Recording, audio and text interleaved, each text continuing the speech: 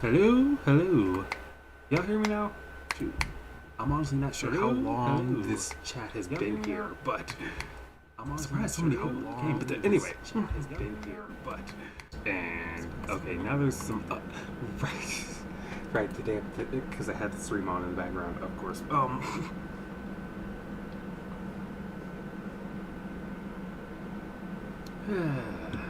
Yeah, I don't need to see any of that right now. We're just gonna put that down for a moment. Can y'all hear me now? Yep. Let's see. There you go. Good now. Okay. Cool. Nice. Seriously, I am surprised. How are all y'all doing? How doing? Hey, it's been a minute since I've actually done a live stream. I'm clean shaven. Um, but seriously, I see like a bunch of comments on the side over here. I had no idea these were even there. Man. Also, you like the background? Hold up. Lean this way. Yes, I put the little nest here where the collector is in the background. You know, I've been looking at that. What is that? What is that supposed to be? At first, I thought it was like an owl pellet, but no, it's too big, and it's just like in the center of the head. So like maybe it's the brain. Oh my god, that would be so messed up. Oh my god, that would be so messed up. But I mean, it would be well within the vein of the owl house, but still. Okay. Shoot, I just so hold on. Let me look at some of these comments real quick. Flameheart, hi there. That is a dope name. That thumbnail is sweet though. Oh, thank you. I actually my one of my friends from when I was in art school, I commissioned her to make this. It's really good.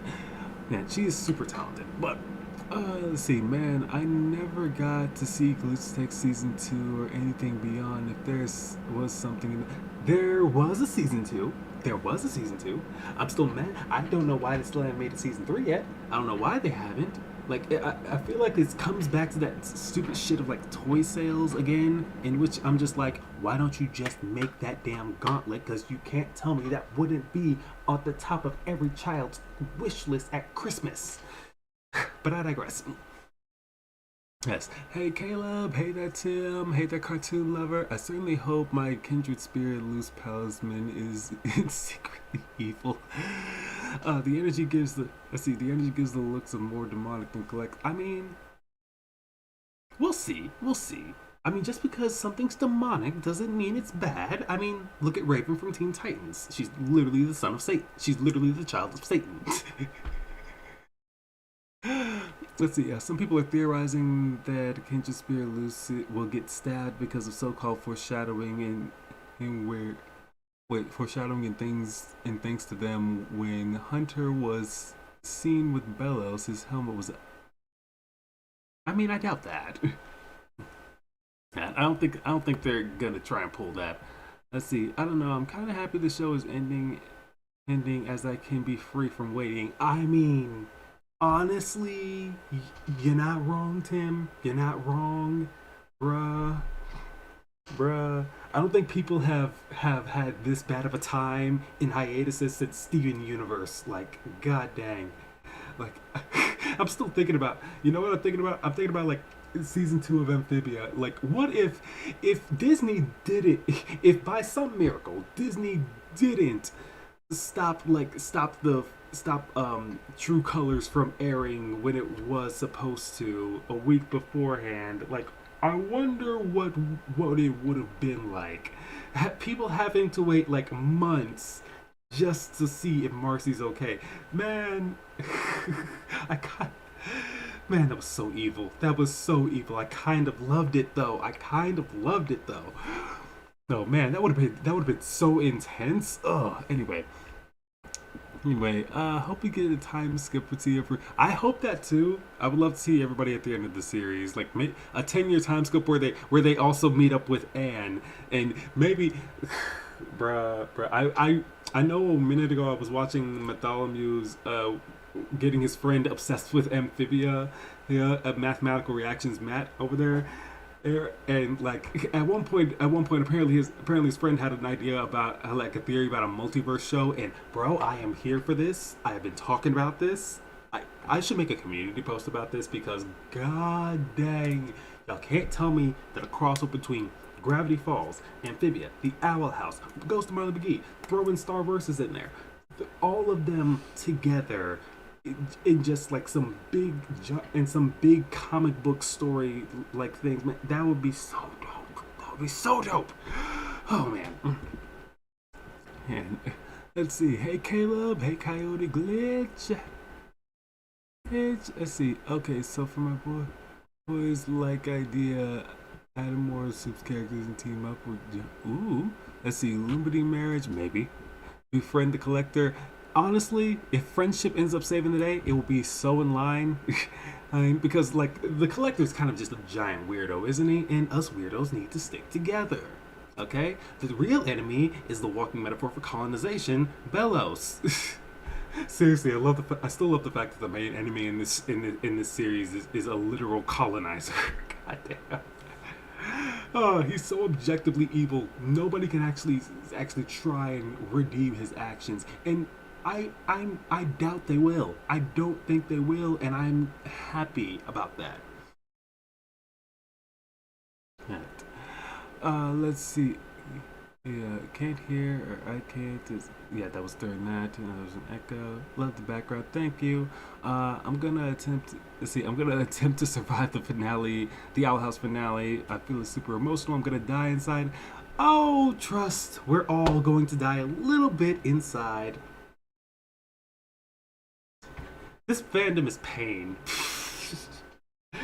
I mean, I say that jokingly, but am I wrong though? Oh my god. God, let's see. I saw the Super Mario Bros. Movie. Oh, really? How was it? I know. A lot of people were mad because they saw Peach wearing pants, even though that's her outfit in Mario Kart. But still. Oh. Let's see, Nathaniel. Hey, Zach. I was just cleaning my room when I got your notification. Hey, Nathaniel. I'm glad you were able to pop in. Let's see. Hey, hi, I know this is off topic, but are you planning to watch Ghost of...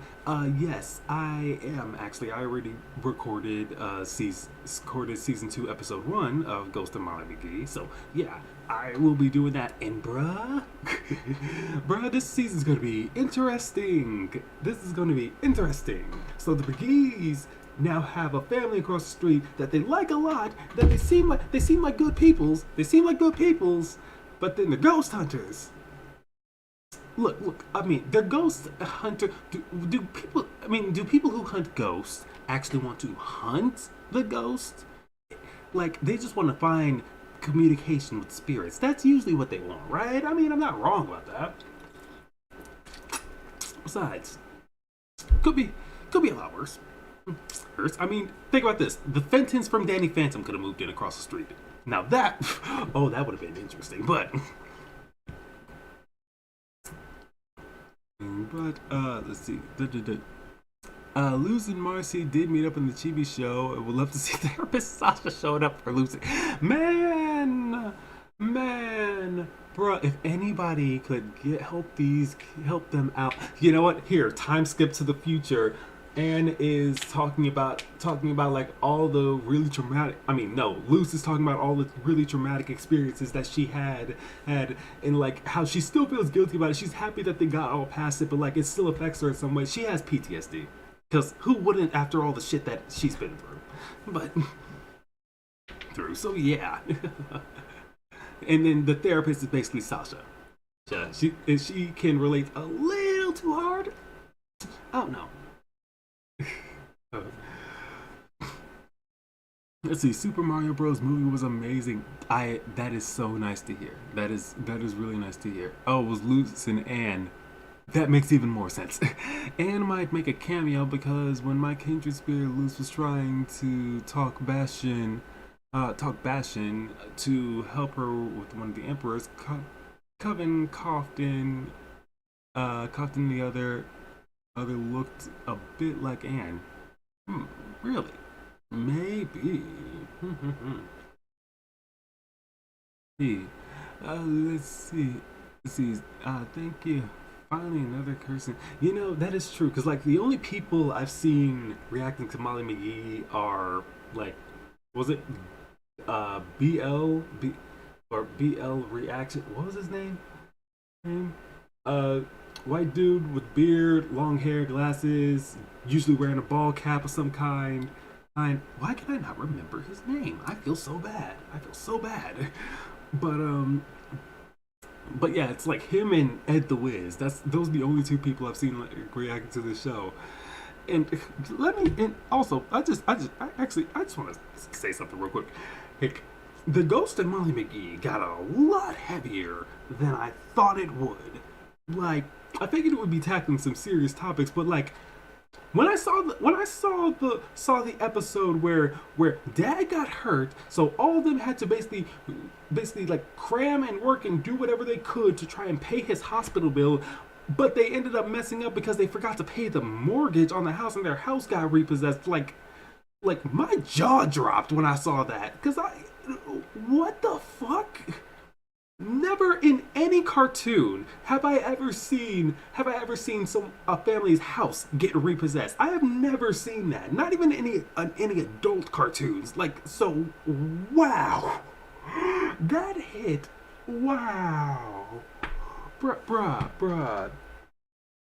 Like, they were legit homeless for like at least a week or so. Like, bruh. Holy shit. That damn. Like, they get their house repossessed. Like, I also know like Big City Greens Chip tried to mow over their home for that fucking mini mart. Like, bruh, that shit was, man. Fuck Chip Whistler. Chip Whistler, man, he is the closest thing to a real life Disney villain that I think I've ever seen. But yeah. So okay, what else we got? Well, I lost a lot of shows from CN, and now, and no, you're not wrong about the fandom. I mean, yeah.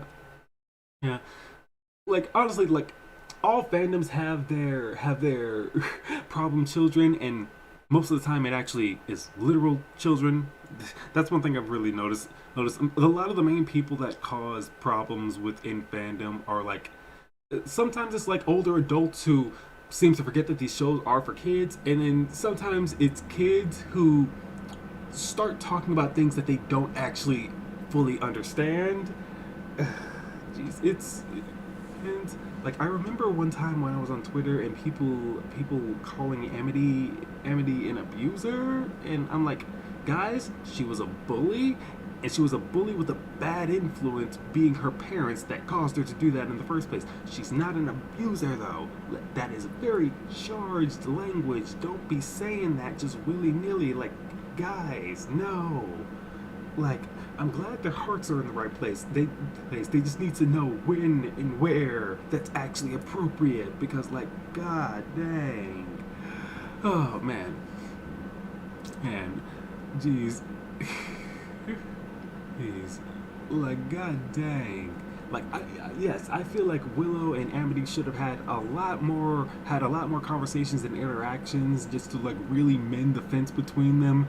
But again, I blame Disney for that, for canceling it so soon, because now I don't get that. I don't get my beach day. I don't get my date. I don't get Gus and Bartholomew getting together, because that legit was going to happen, and I am so mad that they cut it early. I was gonna get that, and I'm mad.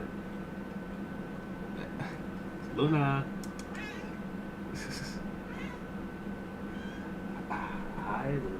Hi. Hold on. Hey guys, we got a visitor. Hold on. Hey. Hey there. Hey Luna. Say hi to the people. Can you say hi to the people? Hi people. What's up? You okay? You just says I was getting mad about something to calm me down. Okay. Okay. Oh, she's so good. I'm gonna just hold you here for a while, unless you. Oh, nope. You're just okay. Okay, fine. See you. Bye.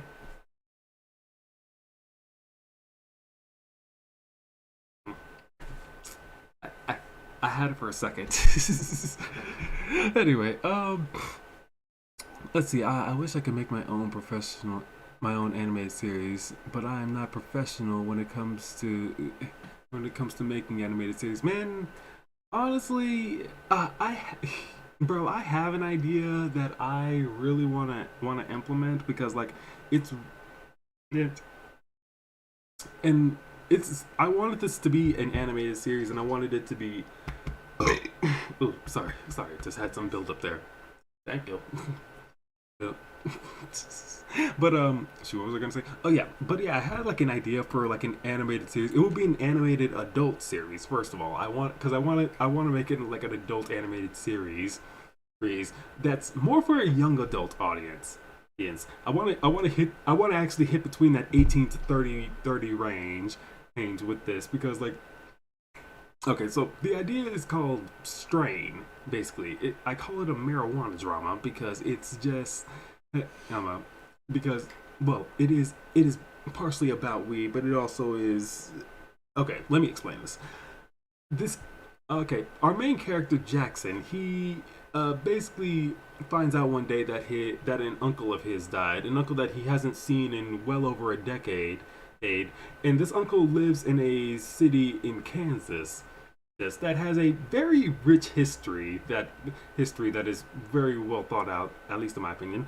But yeah, when he gets to this far to this house, he's basically like given well he was basically given the deeds to this house, so basically this house is his. He now owns it, and he's not sure why his uncle left him his house.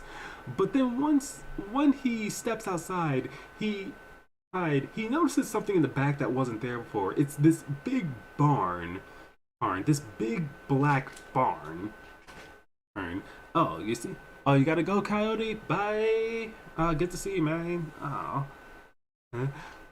Okay, where was I? Yeah, so he goes to this big black barn and like he was given this slip of paper that was he was given this key with like this slip on it that had these numbers on it.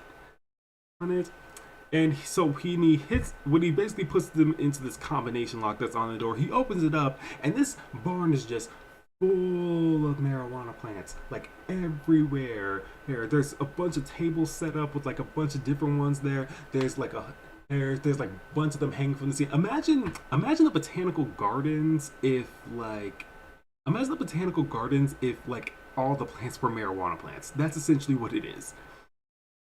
And he's not sure why all this is here, why he left it there. So, but what he decides to do is he just decides to go ahead and roll a blunt. And when he does, he takes one of these plants called Deep Blue, and when he smokes it, he inhales real deep. And then suddenly his surroundings start changing, and he's seemingly underwater. There's like fish going around him. There's like a sea turtle at one point. There's just light shining in, like creating like that caustic effect, like you would see in anywhere. And then but then he starts running out of breath and he feels like he might drown, and then suddenly he exhales and he's back in the barn. So essentially, like all these bits of weed, they have certain side effects to them.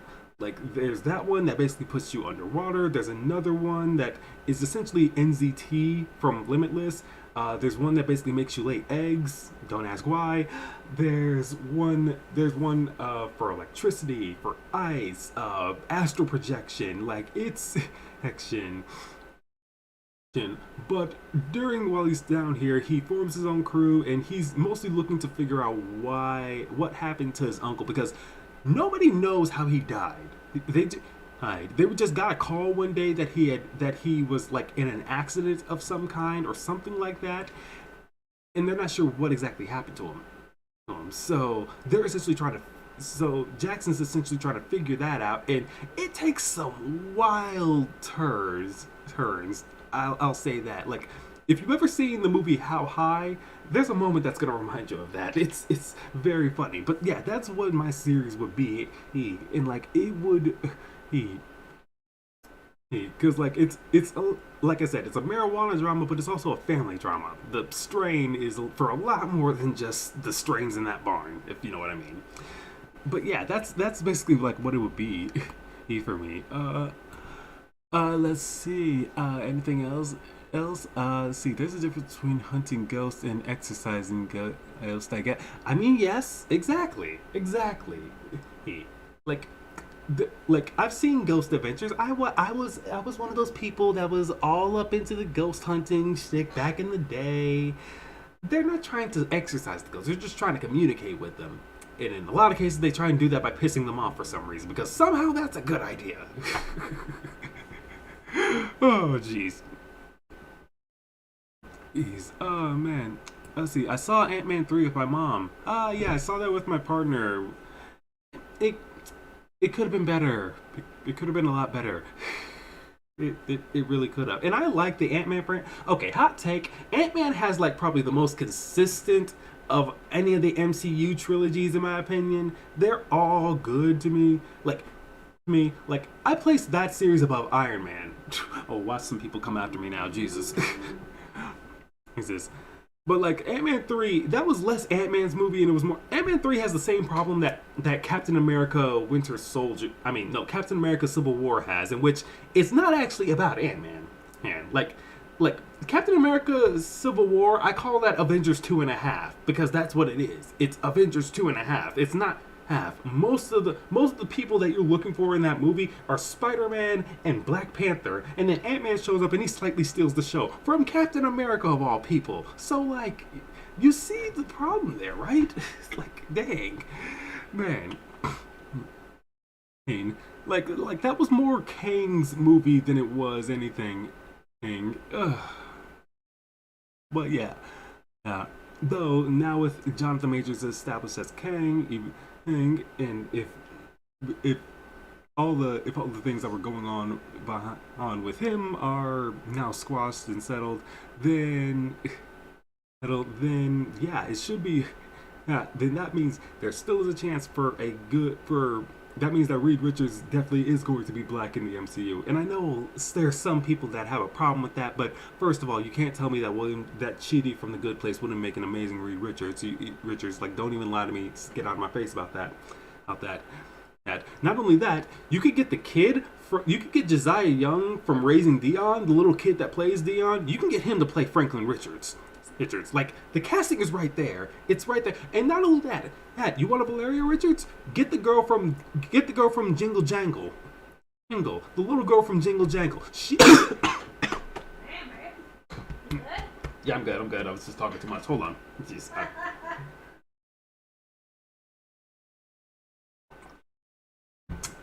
Like, seriously, that's right there. Here.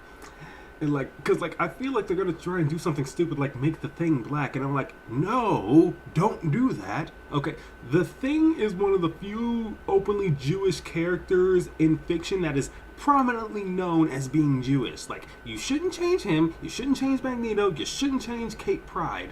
And technically, I'm pretty sure Peter Parker's also Jewish, but most people don't remember about that. But still, hell. Oh, yes, and I'm glad all of you love the cat. Let's see. I also got to see the D&D movie. I heard the D&D movie was so good. I heard, oh man, I can't wait. Actually, me and my partner, like a few friends, we started playing a D&D campaign recently. Man, that shit is getting fucking weird. I love it.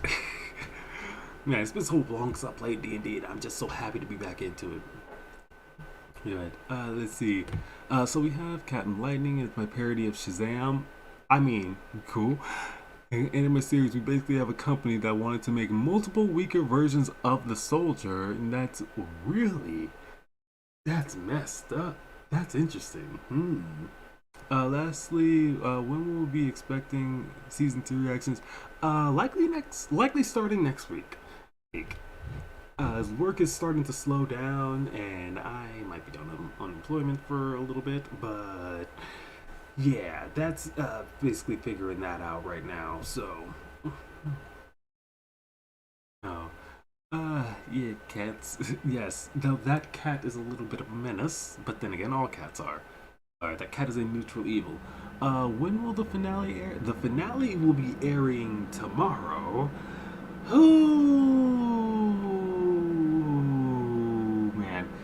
I am. Let's just be honest.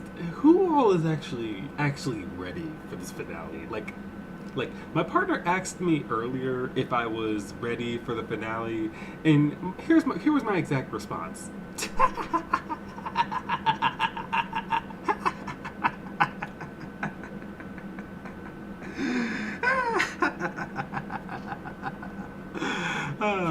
Ready.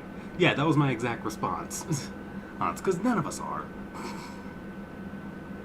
man, it's gonna be, bruh. I swear, it's gonna be something, y'all. I mean it.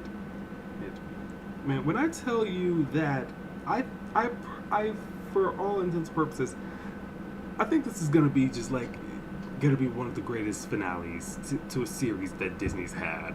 Like, I legitimately think it will be. Like, y'all saw me crying my eyes out during Amphibia's season finale, and seeing Sprig and Anne have to separate. That, oh fuck, I'm getting choked up again. Oh, bruh, that shit. Oh my god, that shit hurt. That shit hurt. Oh my god. But hold on. I'm just uh, sharing this on Twitter and Discord. This is. I'm sorry. Jeez, thinking about that right now. And look, I got the Moon and Stars shirt on currently, so it's. Oh man, I can't help but think it's gonna be a little nuts, a little bit nuts. Hold on. Do, do, do, do, do.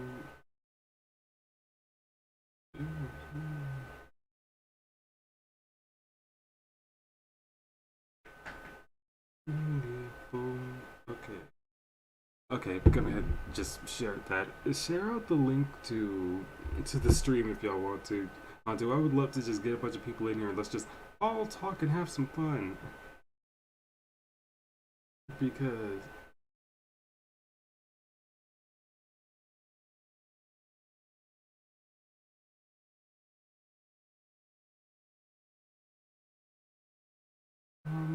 through. Oh man, this is gonna be an insane time. I can tell you now. I can tell you now. I don't think any of us are ready. I don't think any of us are ready. Live if you wanna come through. Select all. Yeah, I said live. I don't mean live. Jeez, why is my autocorrect trying to correct me? Jeez, just trying to message Morgan. Damn. Like I'm over here just trying to message Morgan and all you doing is getting in my way and shit. Like, bruh. Like, really, bruh. Anyway, World of Warcraft. Anyway, but dang, oh man. Let's see. I'm ready for this finale of the Owl House with all the theories. I just want to get the show over with.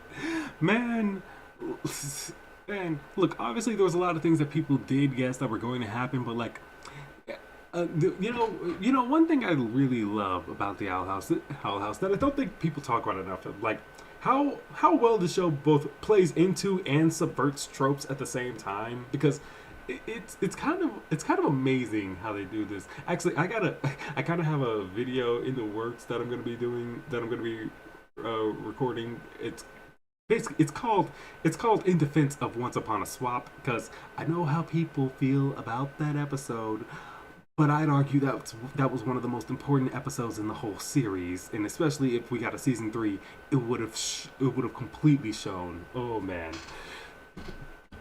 Hmm.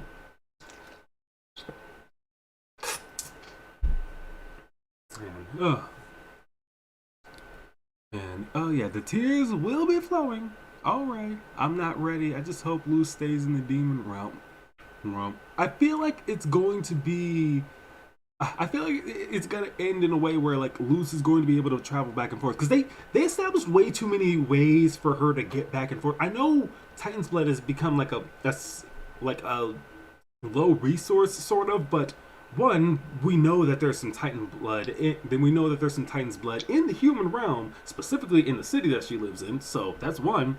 And two, King is still right there. Like, yes, will we have to bloodlet King a little bit?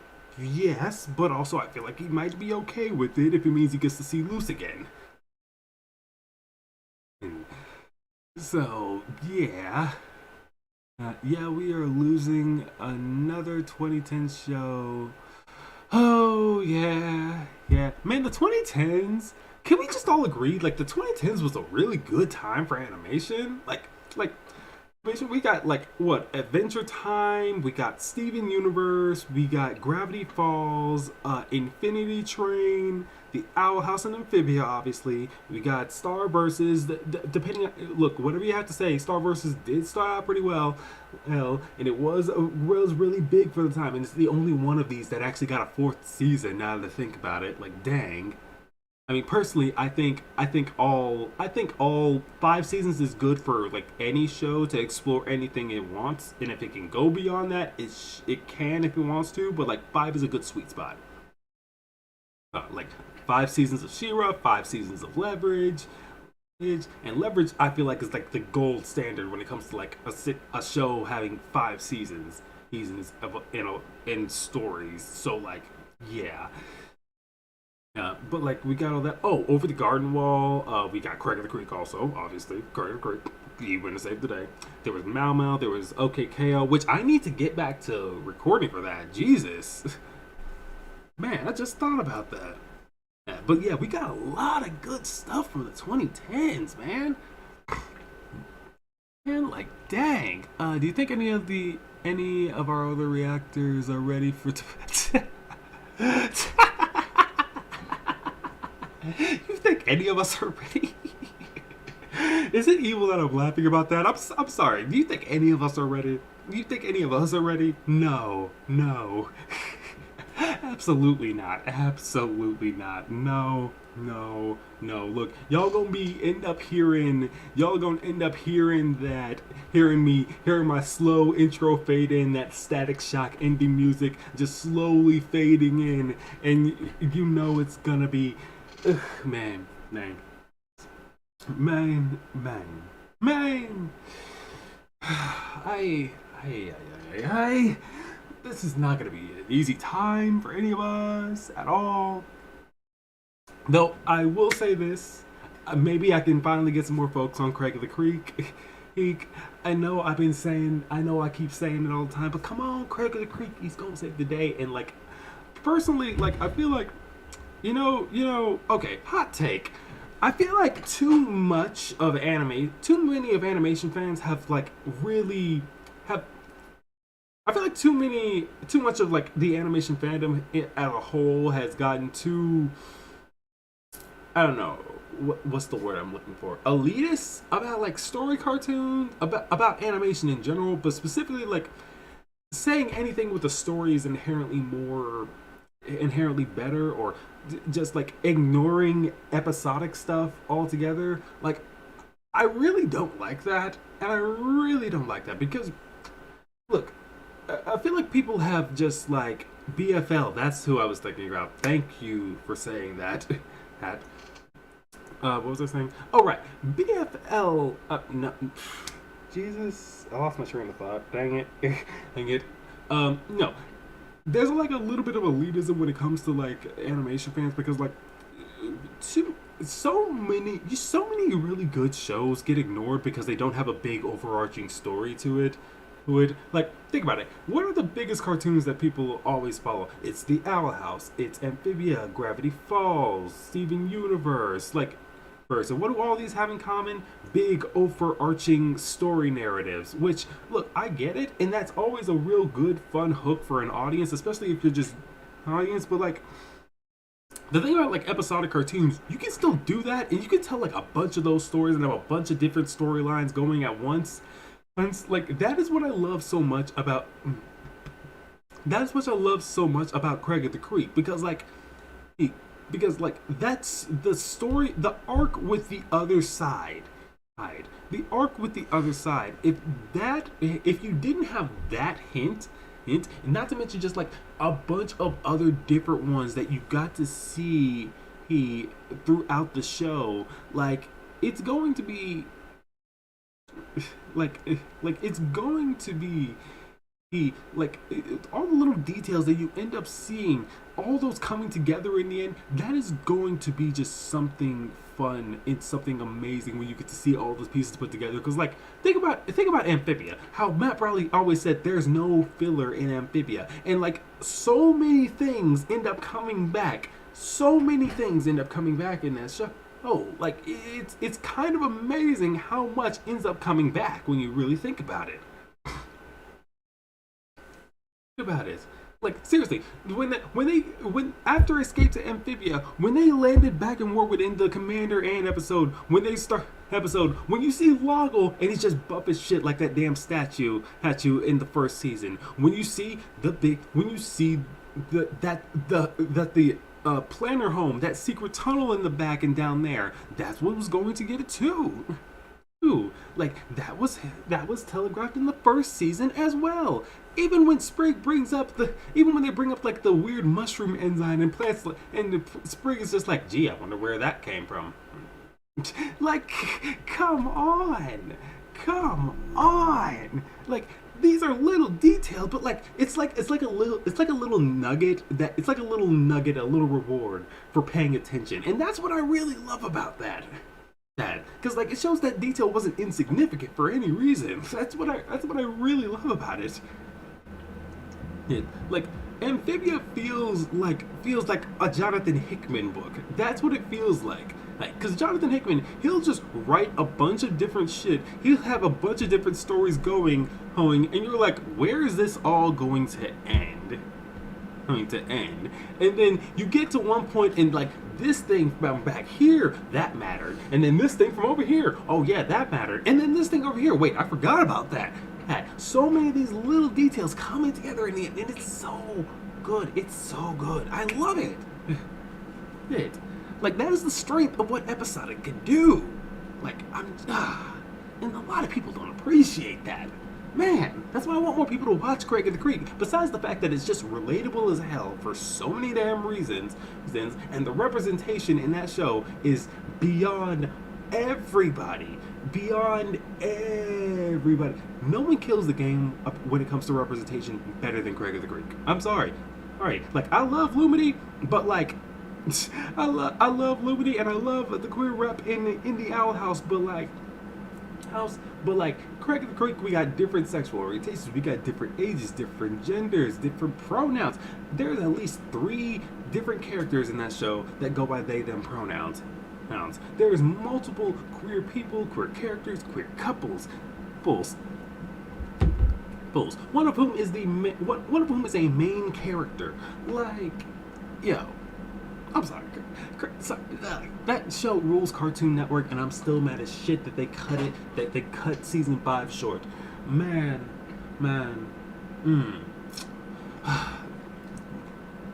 Sorry, I went off on that rant, but like for real. Okay. Let's see. Yeah, so we have to battle Titans, and that's the Teen Titans.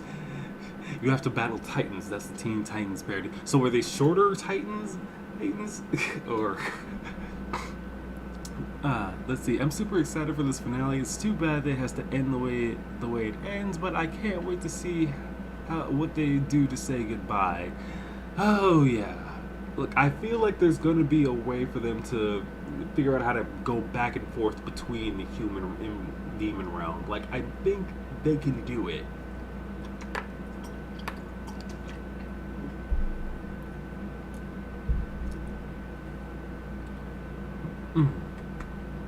Good. Let's see. BFL reacts, Truck Driving Billy, and Ed the Wiz and Andy. Yeah, all of them do the reaction bells to Molly McGee. I always love seeing Ed with Ed when he comes in like, can you play that track? Can't believe you're all mine, you and me for all time. Because it is a bop. He's not wrong. It is a bop. But I just love the dude's energy. Let's see. So we have first member. He's a shapeshifter. Let's see. With episodic shows with arcs, look at Futurama. True. And also in the case for Futurama, like the way that they were able to end that series when it finally actually definitively did it basically ended with it basically ended where it's essentially loops. Like the show literally loops.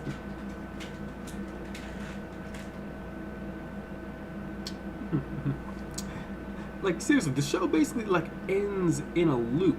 And like that I feel is like really impressive. They took like 13 seasons and then somehow made the ending work where if you watch that episode and then you just watch from the beginning, it just like perfectly loops together and it's kind of amazing. That's kind of amazing. Also, I kind of thinking about it now. I kind of need to catch up on Disenchantment. Man, because that show took a minute to get its legs going, but I'm glad it did. I'm glad it did. I gotta do some homework. Oh, you doing homework? If it's math, you can ask me a question. I'm very good at math. I'm kidding. Go ahead and do your homework, man. It's all good. See ya. Ada Logan. See, in other news, did you see the? Oh my God! Did I see that Spider-Verse trailer? Yes, I saw that Spider-Verse trailer. Yes, I saw that Spider-Verse trailer. I am so excited for this movie. Sorry, my cat was staring at me. Hi, Luna. Just slow yawn. I just catch these beady yellow eyes off the side of the screen. Hi, Luna.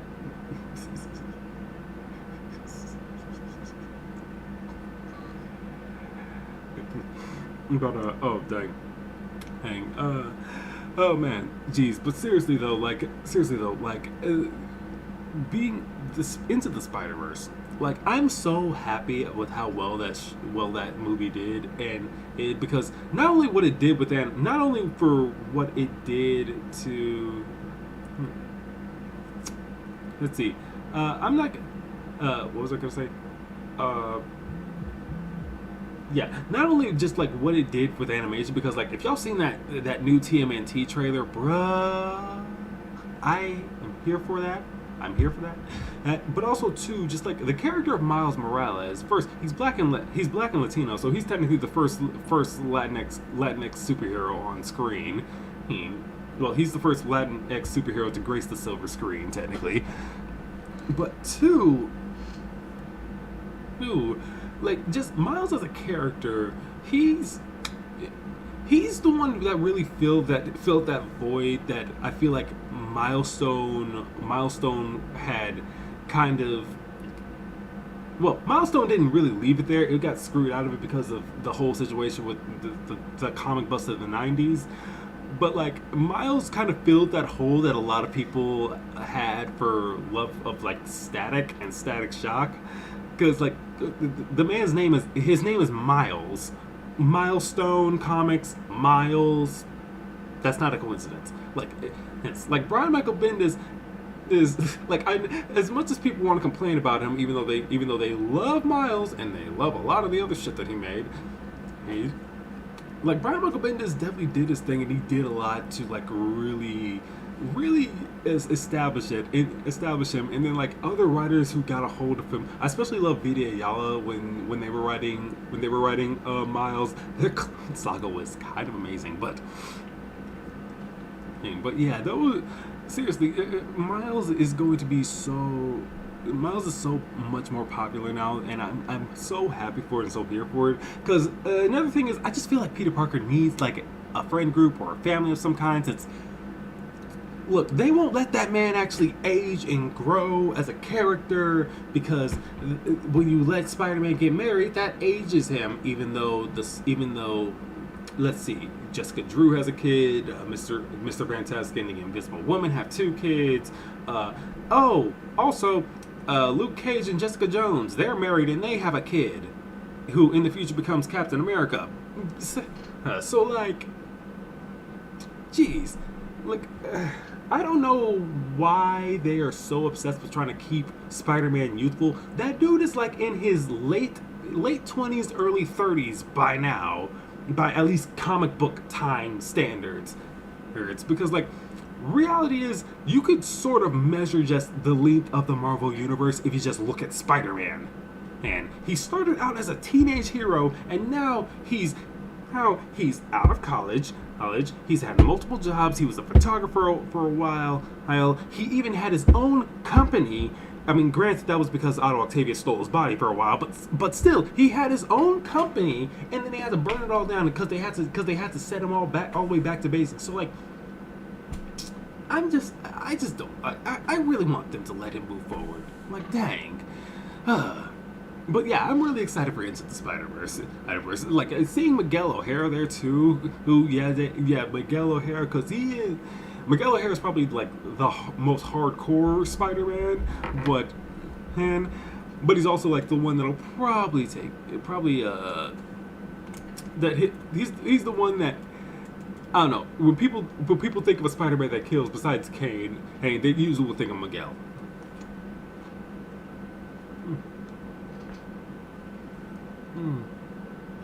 I am the Spot. Basically the Space Stone. You're not wrong. I remember something recently. They did something with Spot in the comics. Well, they had him get killed by Venom, but actually I don't know if he died or no. Hydra Man got killed by Venom, but last I checked, I think Spot was still running from him. But yeah, Carnage showed up and trying to kill a bunch of people. So yeah. Let's see. I still hate the limits of chat. Yeah, honestly. See, have you gotten to see the new Superman trailer? Wait, they released a trailer for that? Wait, they released a trailer for that? Yay! Oh, I need to go look at that then. And I'm glad they're making a Superman cartoon for the modern day. I really am. I don't know when the last time we had like an actual Superman cartoon was the 90s. And if you want to count Justice League, which honestly, yeah, you can. But yeah, you can count Justice League too, even though they did a weird thing in that where they didn't want to show Superman actually age. So like, if you look at the first episode of Justice League and the last one, it's kind of like he aged backwards. But I digress.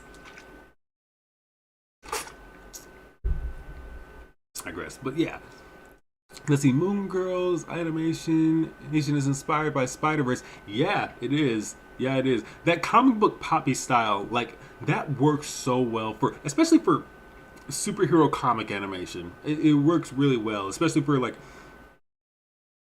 younger ones too. Oh my god, who just sent me a what? Who just sent me a super chat? What? Steel Silver? Did you send me a super chat? You're one of my new favorite reactors. Honestly, I'm glad I found your channel. Oh, thanks. Holy shit! Wow, that is my first super chat. Holy shit! Thank you, Steel Silver. Oh my god. Sorry, that threw me the hell off. Wow.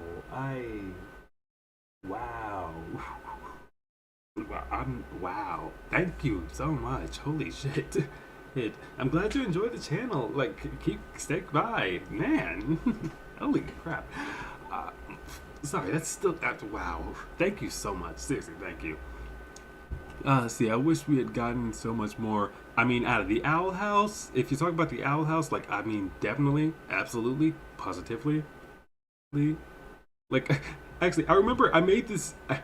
You know what? I made this joke like during the For the Future reaction I did. Hold on, let me see if I can grab that clip real quick because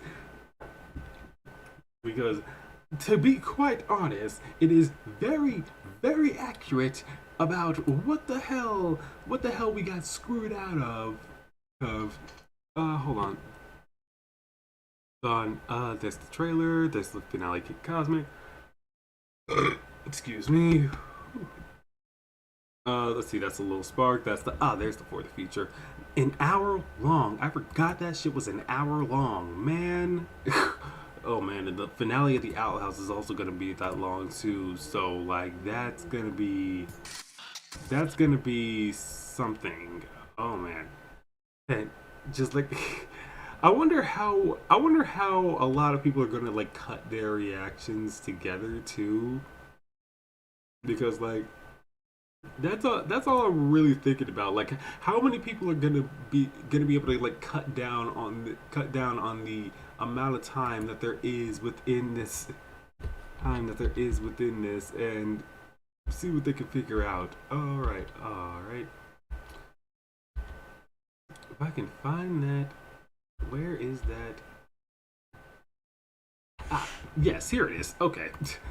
Hey, switch screens, please. Back over here. Hold up. There you are. You are. Real quick. Broadcast duplicate. Don't I have that? Where's that?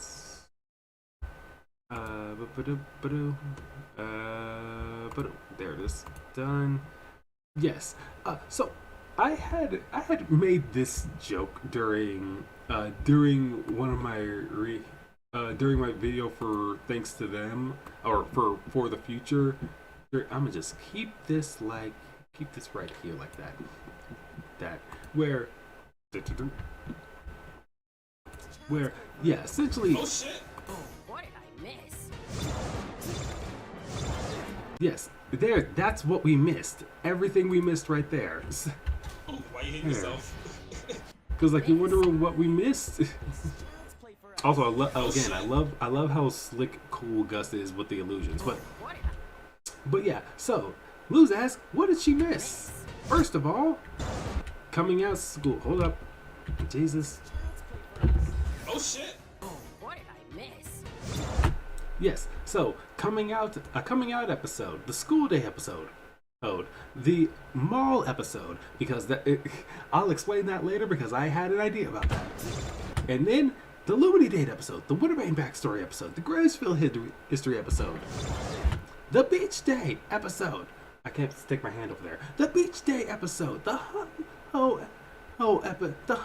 episode, the Gus and V adventure episodes.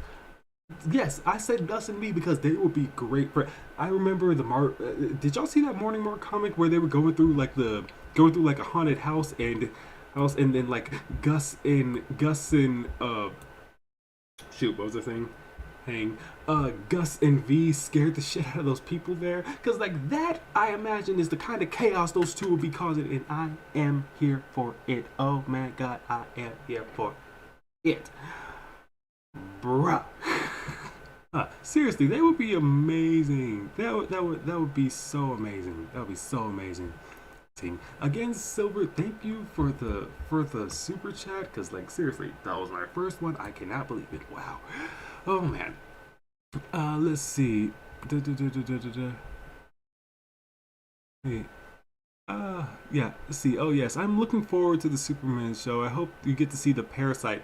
Man, honestly, like the Parasite is a character that they should have used for a movie with Superman, because one, they could actually make that Parasite's origin instead of trying to make an origin story for Superman. Like, just have Clark having finally moved to the big city, and like trying to find his way, and then he ends up coming across a dude named Rudy who ends up becoming Parasite, and he has to try and stop him, but also he's got to do this at the Parasite's also a villain that can actually hurt him, so there's a chance he actually could die and could really be rendered hurt, but he will do anything to protect the people because he's Superman.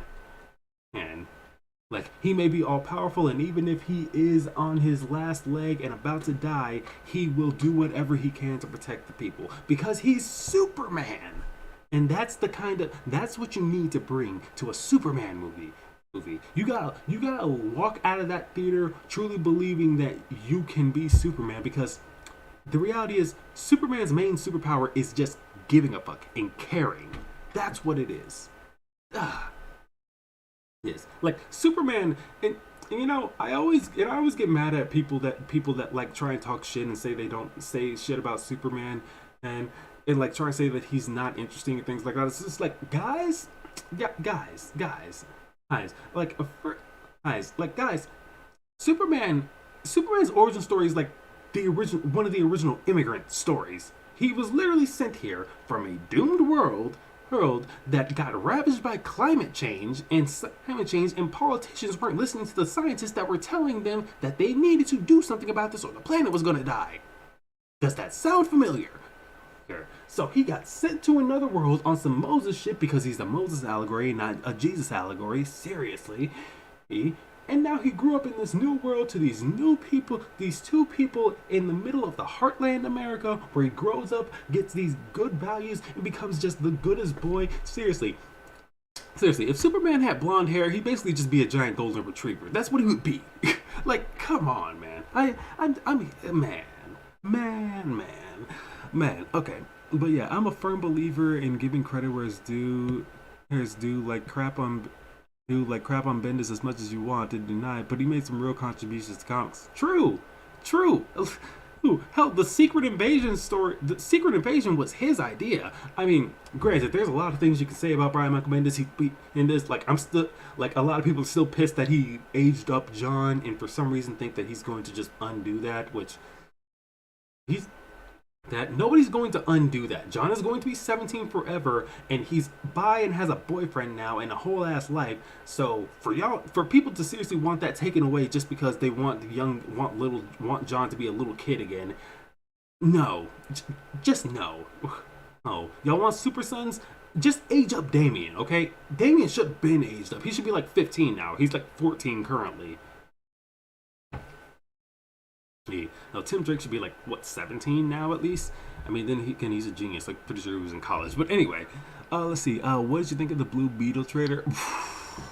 Let me tell you, Jaime Reyes is like, my first introduction to him was in Young Justice with the Beetle Scarab and shit. So like I did like.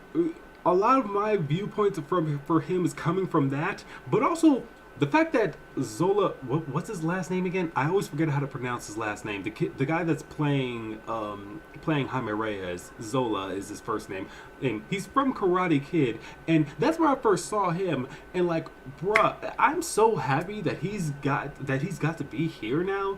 Like, he deserves it. Honestly, a lot of people from that show should play superheroes because like they're all athletic enough. A lot of them could be X-Men. If I'm being quite honest, a lot of them could be X-Men. Like the kid that plays Kenny, he'd be a perfect Miles Morales. He would be a perfect Miles Morales. I am so here for that. Peyton Lee, what's that her name? No, Peyton Lee. She's Dr. Kamea Loa. I want her to play Jubilee. But fuck, what's her name? Peyton something. The blonde chick, the one that plays Tori. Like, honestly, she could probably play Boom Boom. She could play a pretty good Boom Boom, I feel like. For those who don't know, Boom Boom, she basically just makes these. She's immune with the ability to make these like plasma balls that basically just explode. So like a tiny one the size of a golf ball, if you got hit with that, you'd probably get staggered back, blown back a little bit. If she made one like this big, it's probably gonna blow up a car. So yeah. Seeing that Blue Beetle trailer, man, that shit was so cool. And seeing George Lopez in it, I did not recognize him at first until I got a real good look at his face. But also like that suit up sequence when the thing's just like getting all over his body, it reminds you a lot of superheroes are kind of horrifying when you think about it.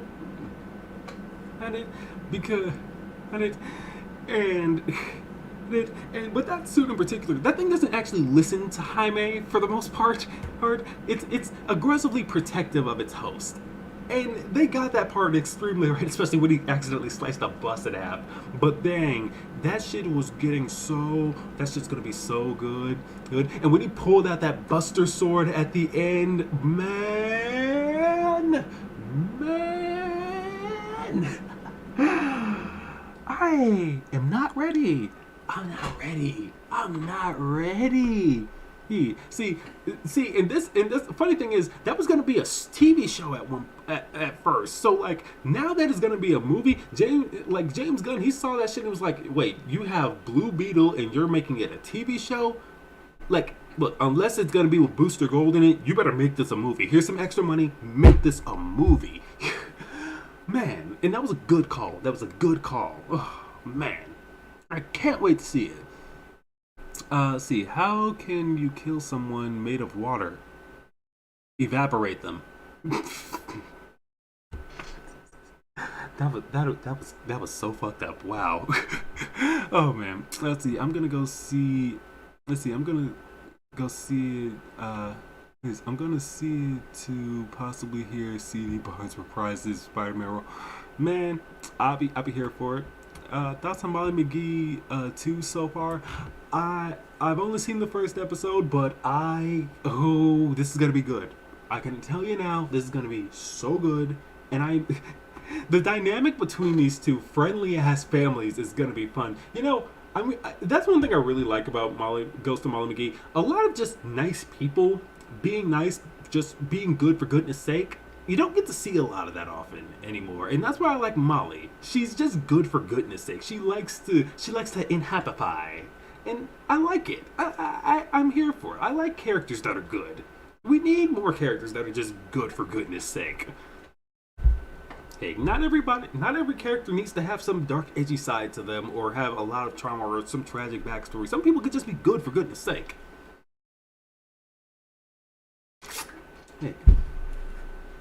His sake. Like people hey, like there's nothing wrong with a Goody Two Shoes character. Honestly, I feel like we need more Goody Two Shoes characters because it's too often a lot of people today, they are too negative and won't actually go out of their way to actually help people. And like I like seeing that. That's what I really love about that show. Oh. Let's see. Let's see. Hey, watch someone donate $100. Yeah, right. Yeah, right. Someone comes in here and drops $100. Jeez, if someone comes in here and drops $100, I will. Fuck, I don't know what I'll do, but I'll do something. I will do something. See, I love that your profile is a Transformer Silver. Wait, that's a Transform. Wait a minute. Yo, which Transformer is that? And isn't Miguel O'Hara Irish and Mexican? Yes, I'm pretty sure he is. Yes, he is. He is. See, I love my Beach Boy Soundwave, man.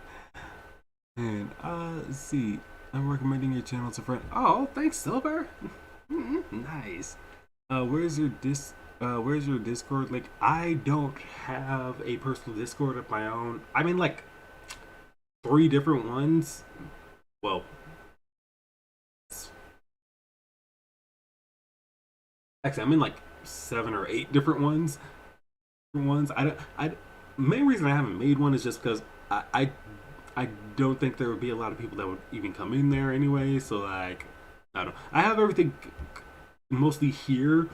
Here where the little community is. If I actually do get large enough, maybe I will. I would like to, but until then, still. You know, did I watch the Ruby X Justice League trailer? I actually need to do that. I always forget Ruby is technically owned by Warner Brothers through Rooster Teeth, and technically it has a canon DC comic. I wonder. You know, with all the shit they're doing now with their multiverse and stuff, I wonder if like the Ruby universe is just somewhere in there. I mean, they got Milestone in Earth 93 is back. Wildcats, well, the Wildcats are just like in the main DC universe now, so that don't even count. But then they also got their Deceased universe, their Dark Knights of Steel universe. They don't even talk about the Dark Multiverse anymore, so it doesn't even matter. But yeah. Let's see. Da, da, da, da, da, da, da, da, da. Let's see. I love the comic one where they scared where they scared the shit out of child services. Oh my god, that. Oh, Gabriel, you. Oh my god, that was one of my favorite ones. That shit was hilarious. Yes. Let's see. Superman, Man of Tomorrow has him and Lobo and Martian Manhunter. Oh yeah, I remember seeing that one. If I had one critique about Superman, Man of Tomorrow, could have used more movement with the camera and also some background music. Like I feel like I don't know, like the fluidity of certain scenes was really good, but also I feel like some music would have like heightened the tension of it a bit.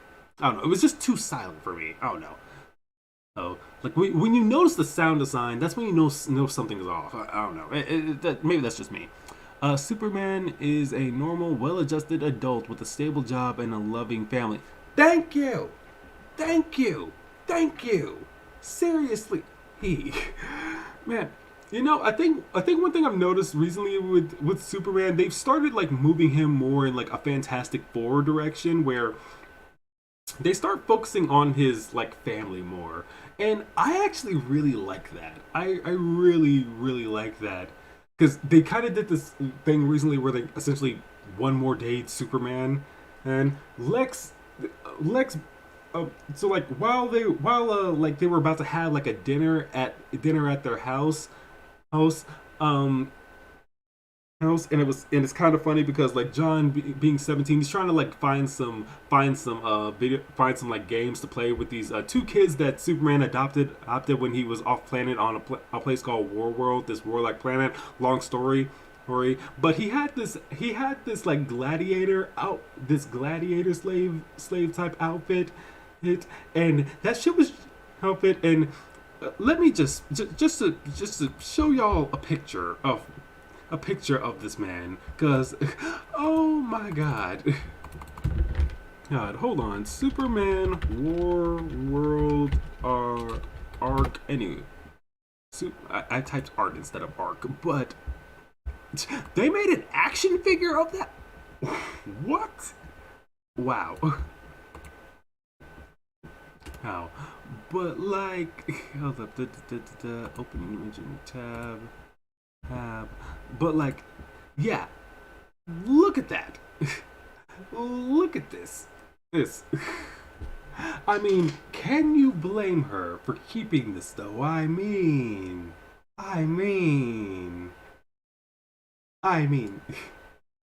god damn. See, Superman's a himbo. Let's be quite honest. Superman is a himbo. Oh, and I feel like a lot of people don't understand or appreciate that. I'm just saying. Let's see. I learned about him from Young Justice. Yeah, Young Justice got a lot of people back in, like, and I hope they have a season 5 because season 4 was so crazy. I love it. Of it. Let's see. Mazo versus the Adaptive Sentinels. Who would win? An adapting android versus another adapting android? Well. Mazo copies people's powers, and can basically use them against them in some efficient way. Adaptive Sentinels, they adapt to other people's powers. So like, that's a real unstoppable force and movable object equation there. Let's see. Do you think Camilla will change the Collector, and then he will team up with the Hexside Squad to defeat Bellows, who might possess the Titan? Honestly,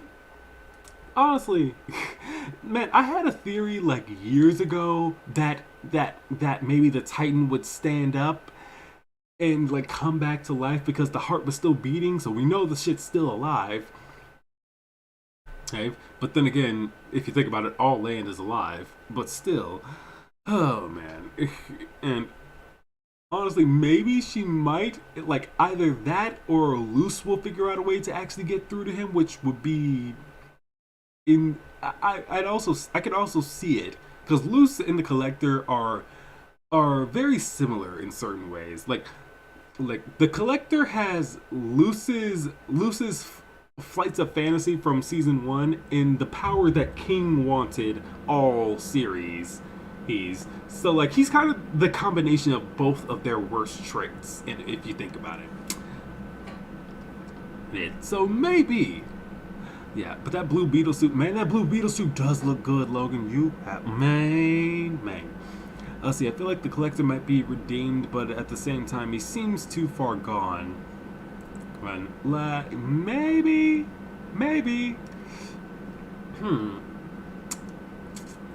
Like, I mean, at the end of the day, the collector's kind of just a lonely kid more than anything. That is truly what he is. So, I don't know. Possibly that. Oh, I plan to send me a picture.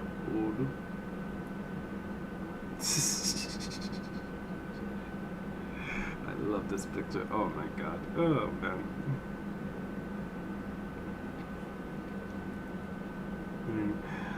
But yeah, that shit is kind of crazy if you really think about it, man. And okay, let's see, Shang-Chi, Shazam, Blue Beetle. What's up with the hate for buses? Honestly, you ain't wrong.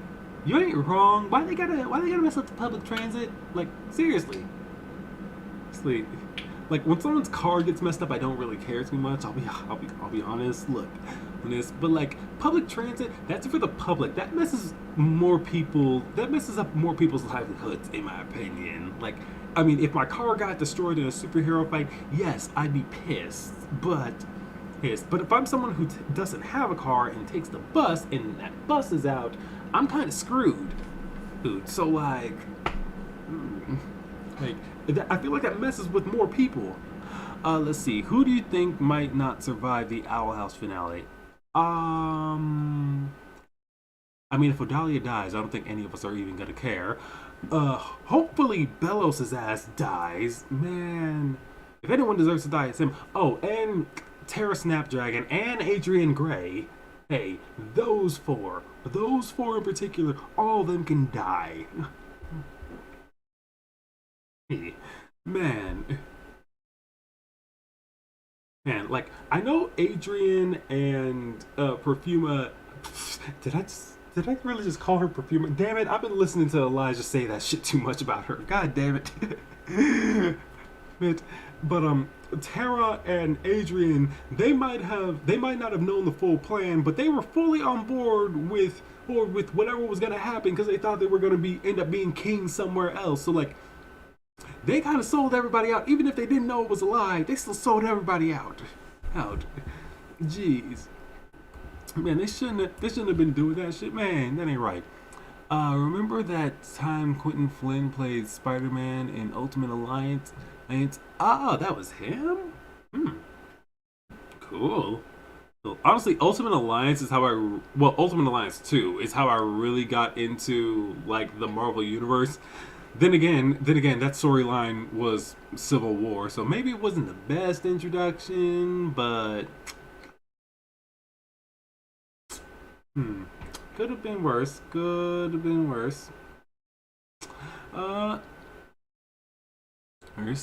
Let's see.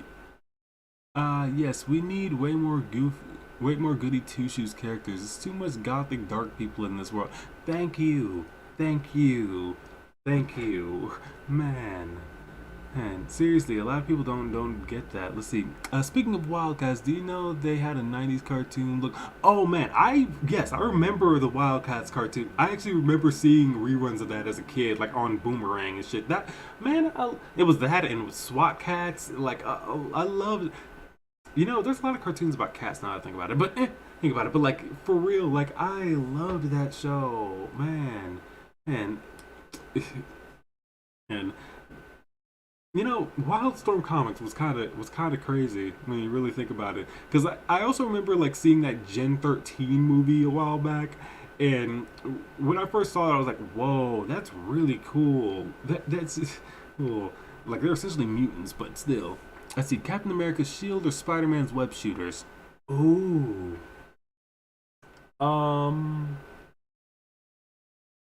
Ooh. I'll take the shield because I'm not smart enough to create more of that web fluid. Plus, I feel like I'd have an easier time figuring out how to use that shield than I would the web shooters, because the reason Spider-Man can swing through the city the way he does, because he has strength proportionate to a spider. Later, like for any average person, that's gonna dislocate your arm. Like you don't believe me? Look in Devil's Reign issue 2 when Ben Reilly, the clone of Peter Parker, who is now Spider-Man at this time because Spider-Man got hit with a shit ton of radiation and ended up in the hospital. Look that up, and like there's a point where he's trying to swing away. He's got this collar around his neck, but not around his neck, but around his neck that basically nullifies his powers, and because of that, when he tries to swing away, he dislocates his shoulder at one point. So it's like,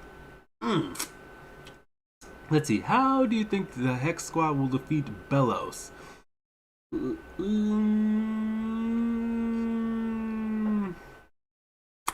How can they defeat Bellows? First, it's going to involve them getting a hold of the Collector, but then again, Bellows has shown that time and time again that he has some sort of trick up his sleeve. But I think the only, you know what? Oh my god. Okay. Imagine this. Yes. Bellows, he does actually manage to get a hold of the body of the Titan. And while Rain is in there, because they are unpossessed in that scene, if you notice that, they are kind of unpossessed and they have just like a bunch of goop around them. But if they can get all that shit off and they then pull out the violin and they start just like, imagine this, just start cutting away veins of the Titan's heart. They're literally cutting the heart out of the Titan, which will effectively kill the land to a degree, but at the same time it will stop Bellows. So, oh man, that would be a really fucked up way to go. But at the same time, like they literally would have to ruin the Boiling Isles in order to save it. Like, can you imagine that? That would be something. That would be something. Oh man. Hell man, it's Super Bicep City. Yeah. Anyway, what in the Conan the Barbarian? That I mean, you're not wrong. But also, fun fact: Marvel technically owns Conan the Barbarian, and they've been using him over there. He's literally in the Marvel universe. He's got like history with a symbiote, and with Wolverine too. So like, it's kind of weird. It is kind of weird, but nothing worse. Anyway. See, the Collector is just a kid with abandonment issues, and he's basically an Omega level mutant. You are not wrong. He is a beyond Omega level threat. Let's be honest. He can create these little moons that can essentially just turn people. These little moons and stars that can essentially just turn people into toys. That's a really messed up power when you think about it. And also Dana Terrace really showing her love of Pokemon a lot in this series. Besides the fact that the Collector was in a Beast Ball, and Cubone looks like, wow, King looks like a Cubone. The fact that one, I remember the roundtable bringing up that one episode of Pokemon where Ash goes to this city to face off against this gym leader who is this creepy ass little girl who ends up turning them to the size of toys, and they end up inside of a toy house and I remember Brock tries to take a bite of the food and nearly breaks his tooth on it because like all the shit's fake. man, that was a really messed up episode, and I kind of loved it. You know, speaking of Pokemon, there is one video that I know I'm gonna have to do. I know that Ash is finally becoming the Pokemon master that he has always meant to be. he's finally becoming the very best, like no one ever was. And let's be quite honest. There is nobody like Ash. There really is no other trainer like Ash. Because like I know people constantly want to talk shit about Ash. Ash like saying that he's a bad trainer, but like one, let's think about a few things for a second. Okay, first of all, this man has seen every legendary Pokemon. Okay, every legendary Pokemon. He met Mew and Mewtwo in the first movie. He's seen Articuno, Zapdos, and Moltres. He got in a fight. He got in a fight with the Reggies. Jeez, like one of the Latioses flirted with him. Latios and Latios, he met both of them, and Latios turned into a human girl and flirted with him. He's met Hoopa, he's met Rayquaza, he's met Jirachi, he's met Manaphy, he's met Kyogre and freaking Groudon. He met God once. He met Arceus. He literally met God once. He met Arceus and met the god of the Pokemon universe once. Hell, in fucking Alola, when he and Lily were friends, they were basically watching after a legendary the entire time. Like, how can anybody say Ash is a bad trainer? Because he's never won the Pokemon League? Bruh, he got closer than most people. He got closer every single time. Look, besides the fact that he's earned literally every badge in every region, like, so what if he didn't win the Pokemon League that one time? He's beaten the Battle Frontier, and the Battle Frontier brains are higher levels than the Elite Four. Note that. He's also beaten the Orange Island League.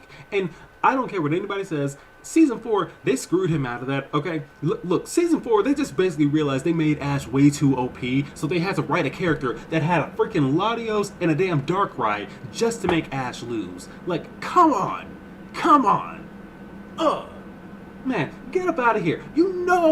Man! That shit still pisses me off. Because, like, what the heck? Heck. See. But then he also has met Ash Greninja. He saved every region. He saved the world multiple times. He's met Melton. He's met Deontay. He's met Magearna. He's met everybody. To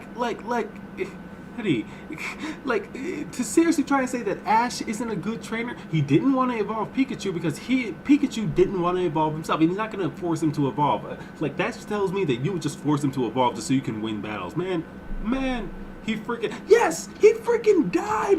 He died in the first fucking movie. And then Pikachu died in one of the 6th gen movies. Like, you can't tell me Ash isn't the best trainer. Screw Red. Ash is the best trainer. Yeah, I said it. Screw Red.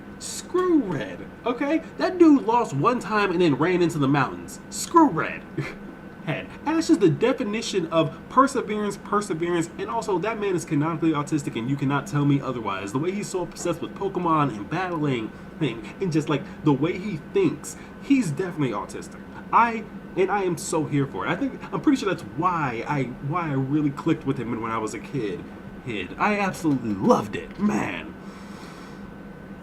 Sorry, I really went off there, but like, bruh, seriously. Okay, do you think the other collectors were mean to him and probably abandoned him in the past, and that's why he wants friends so badly? Actually, I remember, citing the round table again, I'm pretty sure they probably got it the most accurate when it comes to this, but like, looking at the skate that was inside of the castle, that is, I'm pretty sure it would be up in that direction, what it seems like is that the collectors were created due to the Big Bang, basically. So they're literal stardust given form and have just like this insane level of power. And clearly they were just going around the universe and just like collecting things, anything that they could. They were collectors. Let's be honest, they're definitely a metaphor for colonization, just celestial colonization, going around to different planets, taking what isn't theirs, and if anybody got in their way, they'd scorch the place and burn it down. But then the one collector, like, when they came across the Boiling Isles and they found out like Titan magic can actually cancel out the collector's magic, hence why the collectors tried to wipe out all the Titans, and well, it became mutually assured destruction because they decided to fight against and try to kill people that could take them out too. So, who? But like, I feel like this war mostly started when the collector tried to meet a Titan before, and I'm pretty sure it wasn't King, because like King's like 8, and this collector, he's probably much, much, much, much, much older than that. But yeah, he essentially, like, I feel like the collector, he wasn't really one that bought into the idea that they should try and maintain this bullshit hierarchy and try to just collect things, because he just wanted to play with people. He just wanted to play. He's a little kid and he wanted to play, but they said, no, you can't play with them. No, they're different from us, and you can't do that. That. And so when he and so like that's when the war itself started, and maybe the collector itself himself got really outraged by everything that was happening and tried to happening, and maybe his power was like greater than a lot of the other collectors, at least the ones that were left, whichever it was. But yeah, and then and so they had to kind of like lock him away in that beast ball hall, as to try and protect him as well, as a way to just get him out of there so he could protect King. So yeah, that's where I feel like it probably is. So yeah, are you leaving, cartoon lover? Okay, see you later. Have a good night. So like that's how I feel like what the collector is about. Out and like out because like, and I feel like the collector feels like a lot of actual immense guilt for like what happened, especially considering happened. But at the same time, he doesn't actually want to like confront that. Hat. Like I feel like I've said before. I feel like the collector is a good example, good like metaphor for like neoliberals, who, or just liberals in general, who like they are somewhat progressive, but at the same time they are unwilling to acknowledge the like certain problems within the country and actually do something to address it, because they also know that they benefit from the system that was set up by it. And look, right, and I say this just like many people say this. Nobody wants white people to feel guilty for colonization. Nobody wants that. Literally nobody wants that. The only people that think that that's what we want are other white people who clearly feel that way. Hey. That way. But at the same time, Collector doesn't want to address that, and he literally has all the power, because look at this. Yes. He clearly has all the powers, and he could do something about this to actually make things better. But that is uncomfortable for him to confront, and because he's uncomfortable doing it, he just won't. He's literally putting his own comfort above what would be good for everybody else.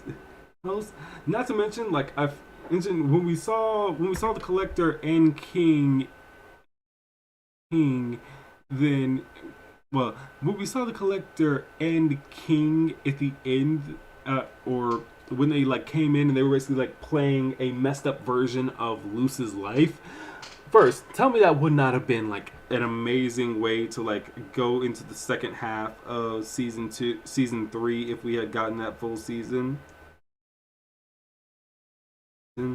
Like if the if Amphibia is anything to follow when it comes to like how the Owl House sort of played out, I feel like that's a good example of what had happened. Because like, remember, season 2 of the Owl House and Amphibia both ended with Luce and Anne being tracked back in the human world. So to see where that landed, I mean, excuse me. so to like see where they ended up landing there, like it makes sense. It makes sense. Let's see. I enjoyed the entire Kid Cosmic reactions. Thank you, man. Oh man, man, Kid Cosmic, that series, he's like, I feel like Kid is one of the most actual like kid characters that I have seen in a long time. Like one thing that always annoys, what is this one freaking, why can't I grab it? Okay, jeez. Anyway, yeah, one thing that I really loved about Kid as a character is just the fact that he is a kid. He acts like a kid. He acts like a little kid. People get annoyed with his antics. People get antics. He constantly like tries to put like what he wants above everything all the time, and he's a little brat for a lot of the series, and it makes sense because he's a kid. Like I've noticed a lot of people have problems when like characters act their age, and it's just like, really? You're literally getting mad at a child for acting like a child. Like, I work as a school photographer, and I've seen teachers like literally like tell like first and second graders like act your age, and it's like they are acting their age. They're 7. They are acting their age. Like you're not telling them to act their age. You're telling them to act your age. Like seriously, stop. See, like people want to be all like let kids be kids, but then the moment they're acting like kids, they want to get annoyed by it. It's like, pick a side.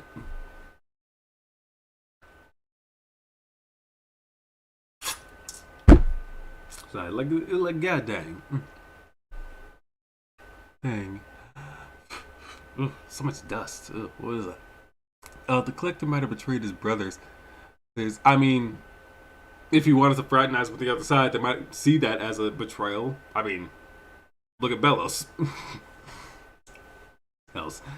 Question: have you ever heard of the Aristartes or Aristartes? I'm probably butchering the shit out of that from Warhammer 40k. No, I have not. Let's see. If not, basically they're incredibly enhanced. I'm gonna sneeze again. Hold up. Okay, I'm good. Let's see. If not, they're basically incredibly enhanced humans. Like we're talking to heart. Like we are talking to heart's 3 lungs. What? Wait, 3 lungs. Biological night vision. 8 feet tall, 800 pounds of pure muscle. That sounds like fucking Thor. Jesus. Holy crap. And they're supposed to be human? Man. Let's see. See, I've been making my own superhero universe, and one of the heroes is a technopath named Captain Cobalt. Ooh. And you know what Cobalt?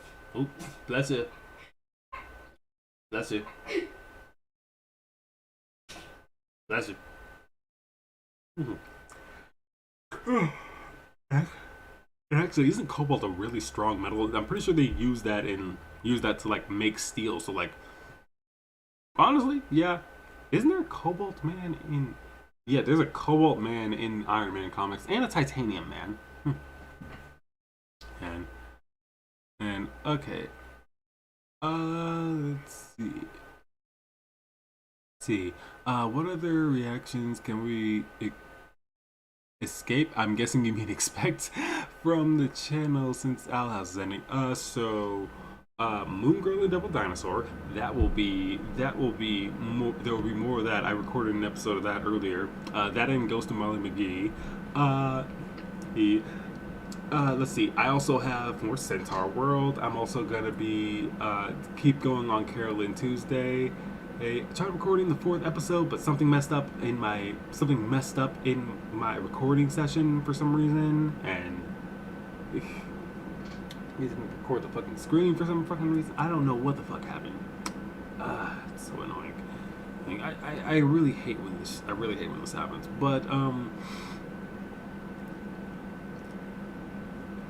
But yeah, so it'll be that, and so yeah, Moon Girl, Molly McGee, Centaur World, Carolyn Tuesday, I also need to get back on OKKO. I need to finish Skate the Infinity season 1 because I'm pretty sure season 2's come out now already. Yes, I need to finish my gay skateboarding show. Anything else? Anything else? Oh, I need to watch the. I've kind of been holding out on finishing Infinity Train. I kind of don't want to, but like, because I know it. Because I know when I do that, it's gonna be officially that's overdone. Because they decided to just cancel Infinity Train, and then they decided to try and like wipe the shit from HBO's servers. It's just like, what exactly did the creator? What exactly did the creator Owen Dennis possibly do to piss y'all off enough to do that? That's bullshit. I can't even find the shit on Amazon. Like, I've legitimately tried to look everywhere to find Infinity Train, and like outside of like maybe getting like DVD copies, I can't find it anywhere.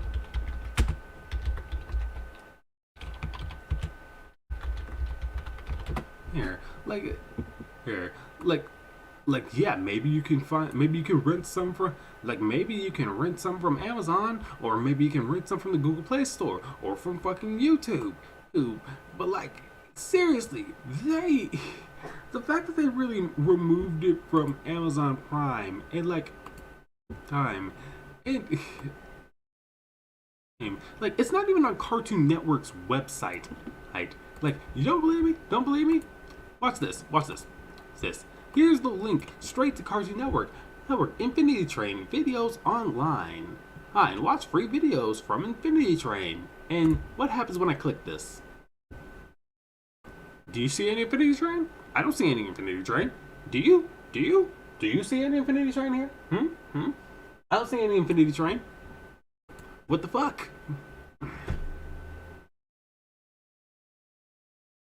That will forever bug me. That will forever bug me. It will.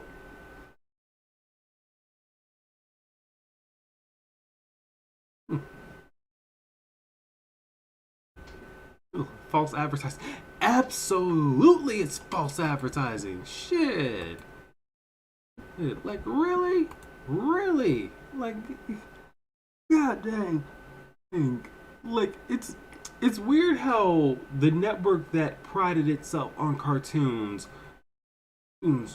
really wants to like screw over its animation. Like, I genuinely, there's a lot of shows that got canceled that I would love to see go to like Adult Swim, for instance. Q-Force. I would love to see Q-Force go onto Adult Swim, and that's personally just because I want to write for that show. I want it to come back so I can write for it. But like, it's so ridiculous how they're doing this. Like, how can you call yourself Cartoon Network without any good cartoons? Man, and that's the thing. They have a lot of the good cartoons. They have so much of the good shit. Like, this, come on. It's like, why are you squandering this? Like, animation already is a medium that doesn't get taken as nearly as seriously as it fucking should. Like, the Oscars literally makes an animation category just so they can keep animated movies like out of the front running for like Best Picture. Because reality is, most animated movies would would be able to easily compete, if not defeat, most of the things that get nominated for Best Picture. Like, so like, for this to happen, it's just mind-boggling what these people must be thinking. Because it's like, what? I can't with this. It's so blatantly just like, why do y'all hate animation so much? Like, for real, I feel like, you know what I feel like? It's mostly just because the process of animation is expensive, which I get. Yeah, it is expensive. But also, it's the one thing that kept y'all afloat during all of 2020 when nobody could make anything else. You know what was always there? Animation. And like, Kipo in the Age of Wonder Beast. That, again, the best cartoon of 2020, don't at me, Kipo and the Age of Wonder Beast, for example. Okay, The Owl House, Amphibia. All of these shows were there. They were there and they were here. They were helping everybody out. They were the one things that y'all could be making. And the one thing that everybody wanted to get in on. Because, like, everyone loves animation. Everyone loves cartoons. Everyone loves this. And y'all keep looking down on it because, like, what, your highbrow asses can't get with it? Fuck out of here. Man. Just good. Anyway, hey Zach, do you live in this? Do you live in a city? I live in Maui, Hawaii. Hey, so I don't know what it's like. Yes, I do live in a city. I live close to downtown, actually. Like I can actually like where I am. I'm very close to like a few highways, so like it's always really good. I really love it. Warning, spoiler images of the Owl House finale have been leaked. Be careful. Man, I've been being careful about that for months now. Like, you know, like I've been just keeping my eye on it to just make sure that I don't see it, anything like that. Because, like, for real, honestly, who cares about the Oscars? I always thought that they were bunk and just a massive jerks. You're not wrong. That's exactly what it is. That's exactly what the Oscars are. Seriously. It's just a bunch of old seriously. Like at first it was like what some way to acknowledge. Honestly, I forgot. I remember learning what the reason for the Oscars creation was, besides just like recognizing film. But like over the years, it's just turned into like a circle jerk fest for like the same few people over and over again. Like the fact that like the first black woman to win an Oscar was for playing a slave woman says a lot. The fact that the first woman of color to win Best Picture was not until like 2004 with Halle Berry says a lot. Or was it 2002? I forget. It was in the early 2000s. And like just recently, another woman of color finally won Best Actress with Michelle Yeoh in Everything Everywhere All at Once, which, oh my god, I fucking loved that movie so goddamn much. Like Everything Everywhere All at Once is everything everything I love absolutely. And also apparently the people who directed it also made the music video for Turn Down for What. And when my partner told me that, I was like, no, that makes perfect sense. That makes perfect sense. But like, yeah, damn. Let's see, I was born in 2004. Bruh, what? So you're like 19 now? Oh man, jeez. I'm sorry you had to deal with high school during the pandemic. Oh man. And jeez. I mean, at the very least, well, then again, you got born into a post 9/11 world, so like, then again, I don't even remember what it was truly like pre 9/11. So like, honestly, to me, America's always been like a dumpster fire ever since I've been growing up. I don't know. Maybe that's just what it feels like growing up as a black person in America. But even then, I don't know. It's just nuts. It's just nuts. Warhammer messages. Is about the what was it? Stardays. I did see those. Yes, I know Warhammer 40k is insane. I never been able to like truly get into a lot of like tabletop games or even Warhammer 40k. Like I do think it's really cool though. So I remember this one animation that I saw somebody did of Warhammer 40k. It apparently was all done by one guy. The 3D modeling, the sound effects, the After Effects, the lighting, everything about it was done by one guy, which that proves the power of animation right fucking there. Especially 3D animation. I feel like 3D animation doesn't get nearly as much love as it should, or is used as effectively as it truly can be, because when it comes to 3D animation, people think of basically just Disney movies. And for the most part, Disney movies, their camera situations are mostly like very grounded. It's like you'll get the occasional sweeping shot, but like the drones, the drone work in Michael Bay's ambulance is more dynamic than most of the camera work in any Disney movie. I feel like because like Michael Bay, he understands what the point of that is, and like the way he makes that work is really impressive. Like, say what you want about Michael Bay, say what you want about the Transformers movies, all you want, but that man knows how to direct some fucking action. He knows how to make something look exciting, and I love that. I absolutely love that. That's Jet's powers on superhuman level. Oh, and we have Firestar, who was flying in fireballs, and Lameka, who was super strength. Man, dude, Tim, this idea you have it. You should. I hope you're writing out the comic for this, or like storylines for this. I really would love to see it. Let's see. Also, yes, Kipo is without a doubt the best cartoon of 2020. Thank you. Have you seen Lackadaisy? I haven't seen it. Oh, I forgot. Yes, I did record. I have an edit for that I need to finish for Lackadaisy. But yeah, I have that like I do have a recording of Lackadaisy that I need to actually put up because I really love that. I really loved that pilot. You know, I know a lot of people were comparing that pilot to a lot of people were comparing it to Hello Boss, and I don't really see why, besides just guns and adult independent cartoon, and that's about it.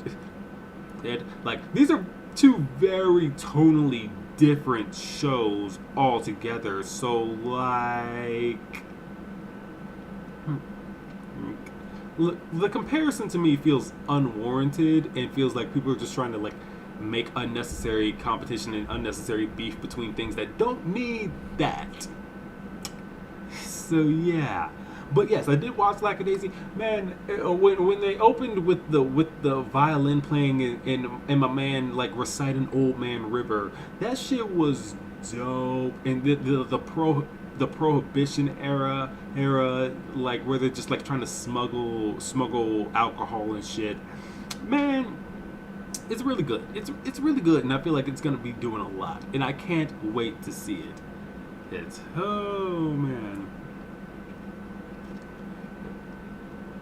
Man, but I saw ambulance. I've seen like certain shots from. I haven't seen the whole movie, but I really do want to see it because like Jake Gyllenhaal, real good actor. What's his name? I always forget that dude's name. The black dude who he played Aquaman. He also played Dr. Manhattan. I can never remember how to pronounce that dude's name. But like I also like him. And like, so that's what really made me want to see the movie. When I heard the concept of it, it sounds crazy. Yahya Abdul. Thank you. Yahya Abdul. Cool. Yeah. That was so bad. Anyway, hey. But yeah, like that's one thing.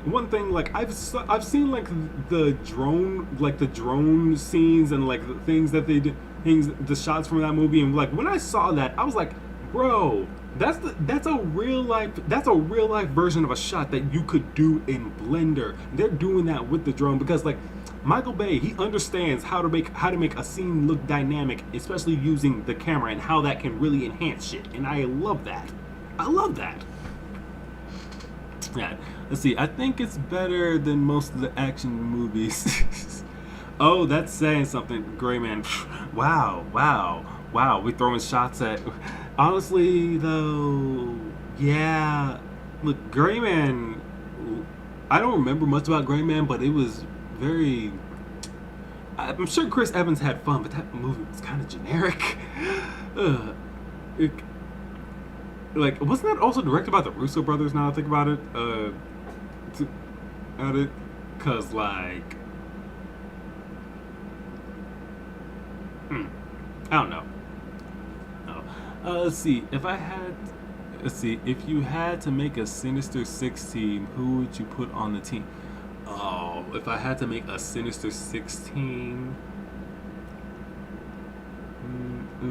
You know, okay. You know what I've thought about? I actually thought about this recently.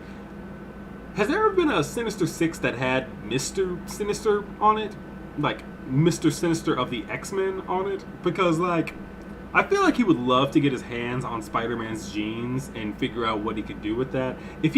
I feel like he would be the reason that he accidentally ends up with a kid, and that's how Mayday Parker ends up in the Marvel Universe. Because give Peter Parker a daughter! Like, give this man something. Who's Mr. Sinister?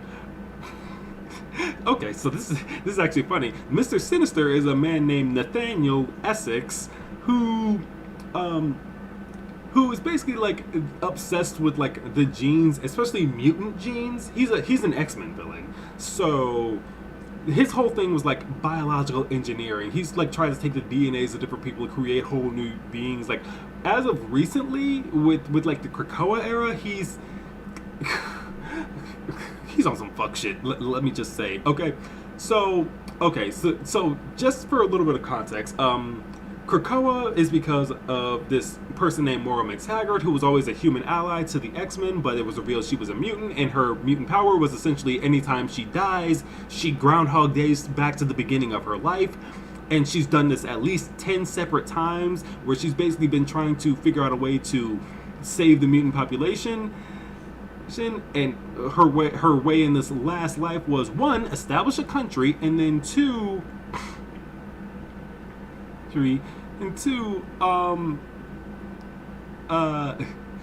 one, establish a country, and then two, they had this idea of long story short, Moira, she kind of has gotten she's kind of down to her last life, and she's done this 10 times, and she's now just trying to find a way to like make mutants survive by so they created these protocols on Krakoa, this country that mutants kind has now, where basically they can resurrect people, but they can also like add certain things, rewrite certain things if they want to. It's an in-universe way for them to like mess with like certain characters and do certain things with them. And her idea essentially was, over time and over generations, manipulate the resurrection process so people would start getting resurrected without their powers, so the mutant population would survive because they wouldn't be mutants anymore. She was essentially trying to eugenics them out of existence. And two people in particular did not take too kindly to that, being Destiny and Mystique. Destiny, in particular, is a person that Moira wanted to keep dead because she can see the future, and she saw the fuck shit that Moira was trying to pull.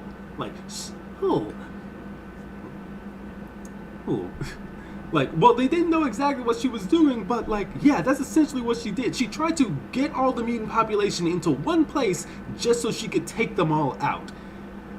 But unfortunately, that didn't work. Mystique and Destiny found out, and they got a hold of one of Forge's like mutant power nullifiers and hers. And they basically shot Moira. They turned her human, and they were going to kill her. But then a dude named Cypher walked in. Cypher is essentially the voice of Krakoa. He's the one who made the language for Krakoa, because his mutant power is essentially just to understand any language. He's the walking version of Google Translate, more or less. And him, alongside with his friend Cypher, who is just this techno-organic being, and his wife Bay from an event called the X of Swords, which if you want to read that shit is amazing. It's like an X-Men tournament arc, and it's so wacky. I highly recommend going to read it, but hate it.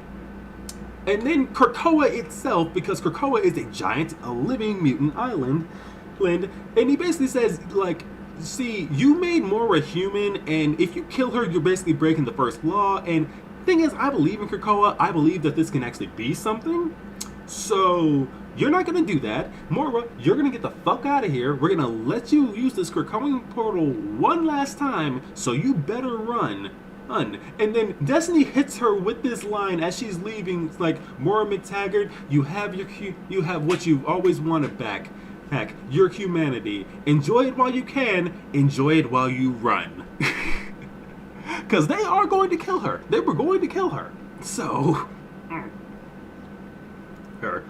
But yeah, so that's essentially like what's up with Krakoa right now, and Mr. Sinister is one of the people that's sitting on this quiet council of 12 people, and they only have him there because they needed him because he's like the best genetics person in the world, more or less. And they needed him just so they could have it access to his DNA foundry. But this motherfucking Nathaniel Essex, he got a hold of Moira's DNA. He made several clones of her, and basically think of all these clones as save files. He can every time he creates one of these, he basically hits Control S on the universe, and if he wants to go back and try and do. And if he wants to like go back and try and manipulate time in some way to like, hey, if he's trying to like pull off a certain plan, but like things aren't going well, he can just kill one of these Moiras and go back to that time period. It actually happened at one point, and the only person that noticed what was going on was Kate Pride, Shadowcat. Mostly because she had her mind sent back in time one time, so I feel like she's probably like a little bit immune to it, but like, yeah, Sinister essentially has been trying to like play real life like a video game and try and basically take over the universe or achieve Dominion status, which that's a whole other thing. Jonathan Hickman is a fucking crazy writer. That's all I'm gonna say. Jeez, but essentially he's trying to become this world mind, this Dominion, so he can like avoid the phalanx and keep the Earth safe. And well, more he's trying to save his own skin, but like yeah, he's trying to achieve this Dominion status. And if that's not crazy enough, if you're still listening to this and that wasn't crazy enough for you, get this, okay? Mr. Sinister, Nathaniel Essex, he has this diamond on his forehead, right? He has like this diamond, like a card suit on his forehead.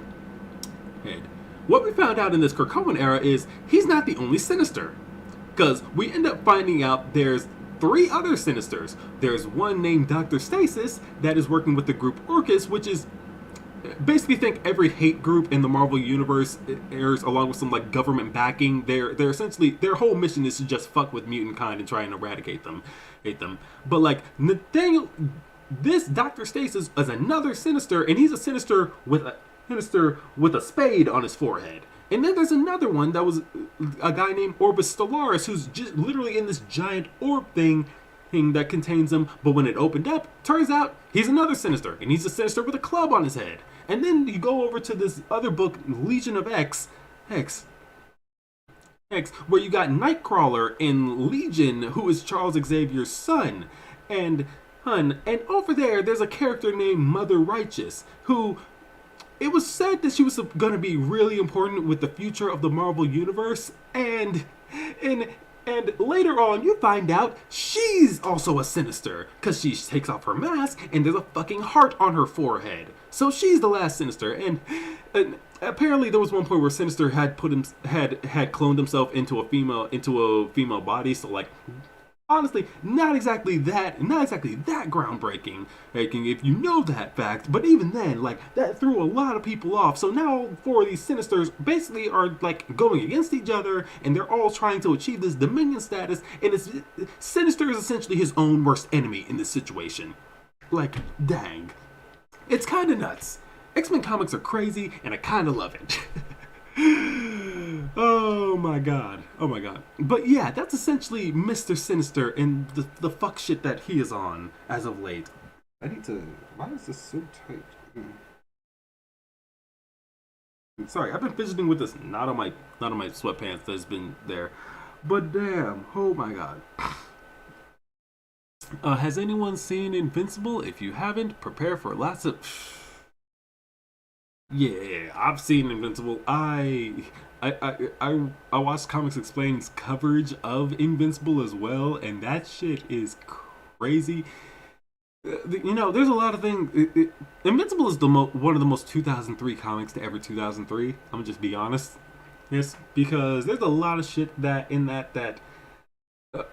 I'm happy to see that the show handled a little bit better when it came down to it, but also there's also lines that are just ripped straight from the comic, which I always appreciate. I love when adaptations of comics do that. But like there's one point there's like one point part in of that whole comic that I when they get to it, which I doubt they'll get to it in season 2, which, well, then again, I don't know, maybe they'll get to it like halfway there. But yeah, but like there's a point where like after like there's a point where like, okay, slight spoilers, but there are other Viltrumites, and some of them get to Earth and basically start trying to blend in with humanity, and they're under orders to basically like try and propagate and procreate, and they literally have only one female seemingly among the Viltrumites, at least one that we've seen, and eh, long story short, long story short, Mark gets assaulted, did, and yeah. Honestly, the way they handle it in that comic, a lot of people kind of were just like, they were using the excuse that that was Viltrumite culture and custom, and I'm just like, that is so wrong for so many reasons. That is so fucking wrong for so many. Look, look. I don't want to crap on anybody's culture at all, but like, if there are certain things that make you about your culture or your tradition that make it hard for other people to live and just exist, because apparently in your culture somehow them existing is just a bad thing, there's probably something wrong with your culture in some way.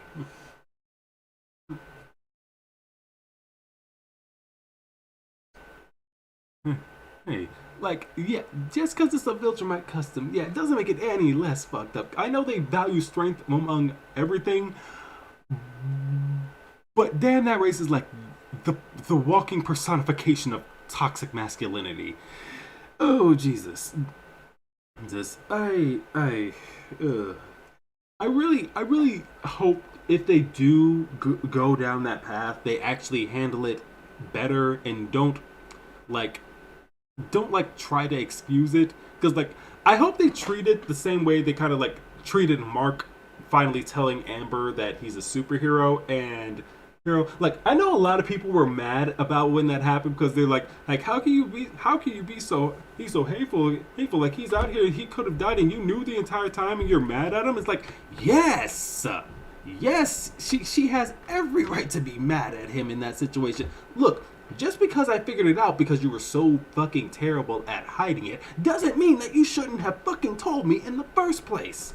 Hayes, like, if she didn't figure out and he just died one day, because let's be honest, there's multiple times where Mark almost fucking died. If he actually didn't make it back one of those days, Hayes, and she's just wondering what the fuck happened to him. Was the secret identity shit really worth it then? Look, the secret identity thing, it's thing, like, when it comes to telling people that, when it comes to your secret identity, like, you don't have to tell the public. You don't have to be a public face like Iron Man or the Fantastic Four or many, honestly, like a lot of characters in Marvel don't have secret identities, and but still, like, you should still tell somebody. That Static at least told Richie the moment he got his powers. Hell, and currently in the Static comics, his whole family knows that he has powers.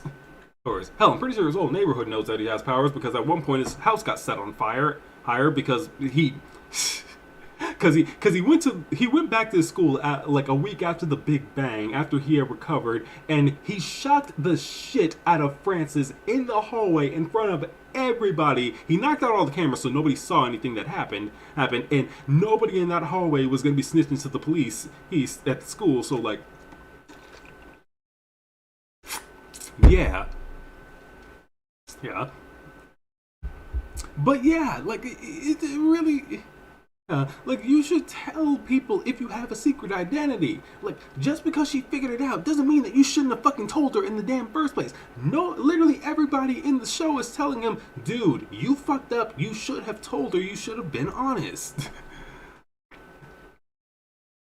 Yeah, I was kind of turned off by the Amber thing, but I have faith that they'll at least try to address it from both sides. Like, yes, like I see Mark's side, right, and I see Mark's side, but I also see Amber's side, and I kind of empathize with her a bit more because of that. Because like, look, again, if I'm a superhero, I'm at least telling my partner, I'm at least telling a few friends.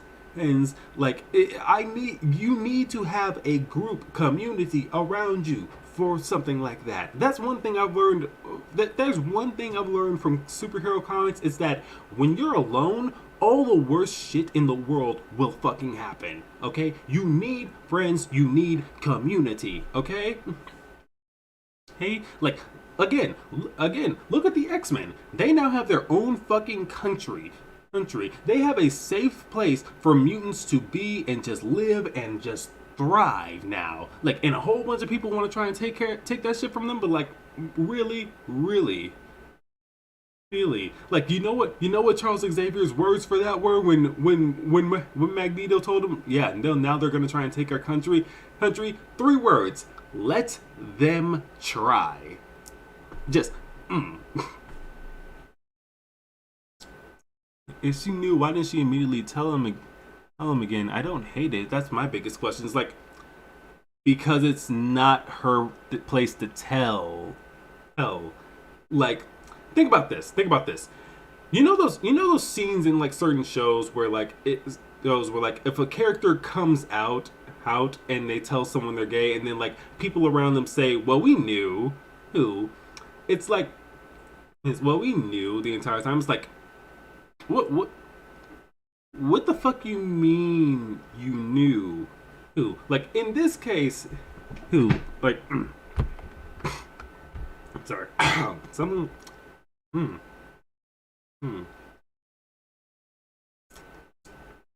Jesus Christ. Something was in my throat. Oh, but like it is a case of like, if you knew, why didn't you say anything? But also like, it's not my place to say, it's your place to say. You should be the one to actually say that. Because like, having figured it out, like just because I figured it out doesn't mean I should tell you. Doesn't mean that I should just blatantly say it out loud. Because like, if you trust me enough to say it, you will tell me. Tell me. That's the thing. And that's what it should be. It wasn't Amber's secret to reveal. It's Mark's. Like, think about this.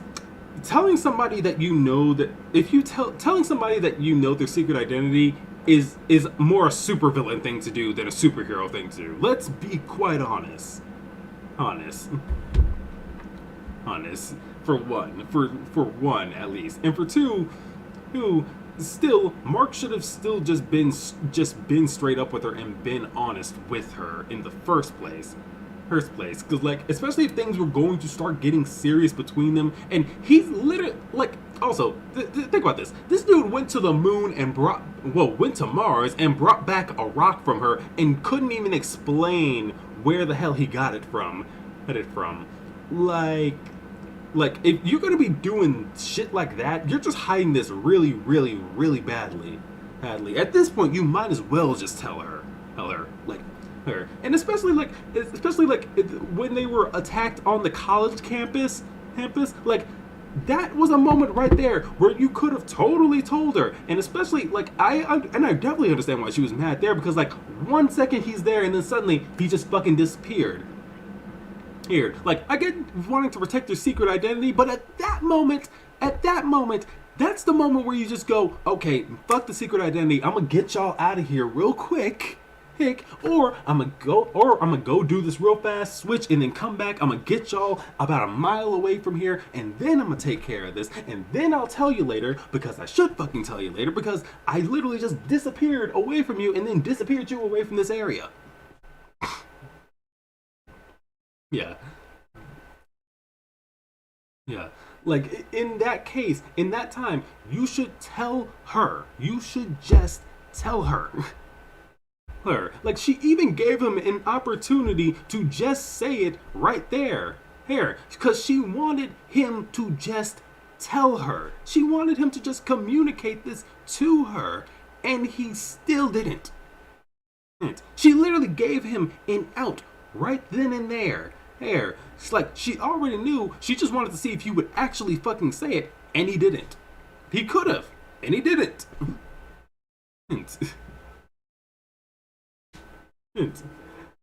Like that's why I really am not gonna get mad at her about that, because like you should have been honest with your partner. Like even your friends like even your friends are like, nah man, you messed up. Adam Eve, like you messed up. William, you messed up. Everyone's saying you messed up. So like I forget, when did she figure it out? Honestly, I don't know when exactly she figured it out. We never say exact. She never said exactly when she figured it out, but like, let's be quite honest. Mark was very terrible at hiding it in the first place, because he's a dumb teenager. So, no, like he's got very Ultimate Spider-Man issue with trying to hide that identity. Honestly, so yeah. Anyway, I think. What time is it? Oh man, it's almost midnight. Oh man, I should probably turn this off now. Yeah, I guess that's actually probably a good place to leave it on. I am excited for Invincible season 2 though, because I really do want to see what the hell they do, and I already know that Viltrumite War is definitely going to happen in season 2. So like,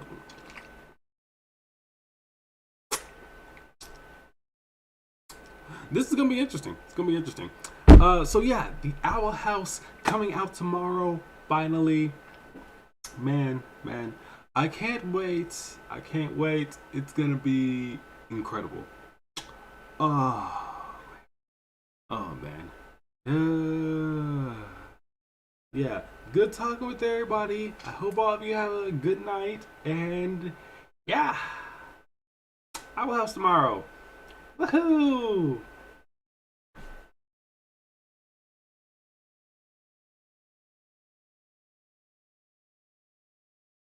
Sorry, I'm still just in a bit of disbelief. I don't know if you play Smash Ultimate, so you can have fans of Ballerina. No, I do not have a Switch, and I need to buy a Switch. Yeah, but yeah, I will see y'all later. Goodbye.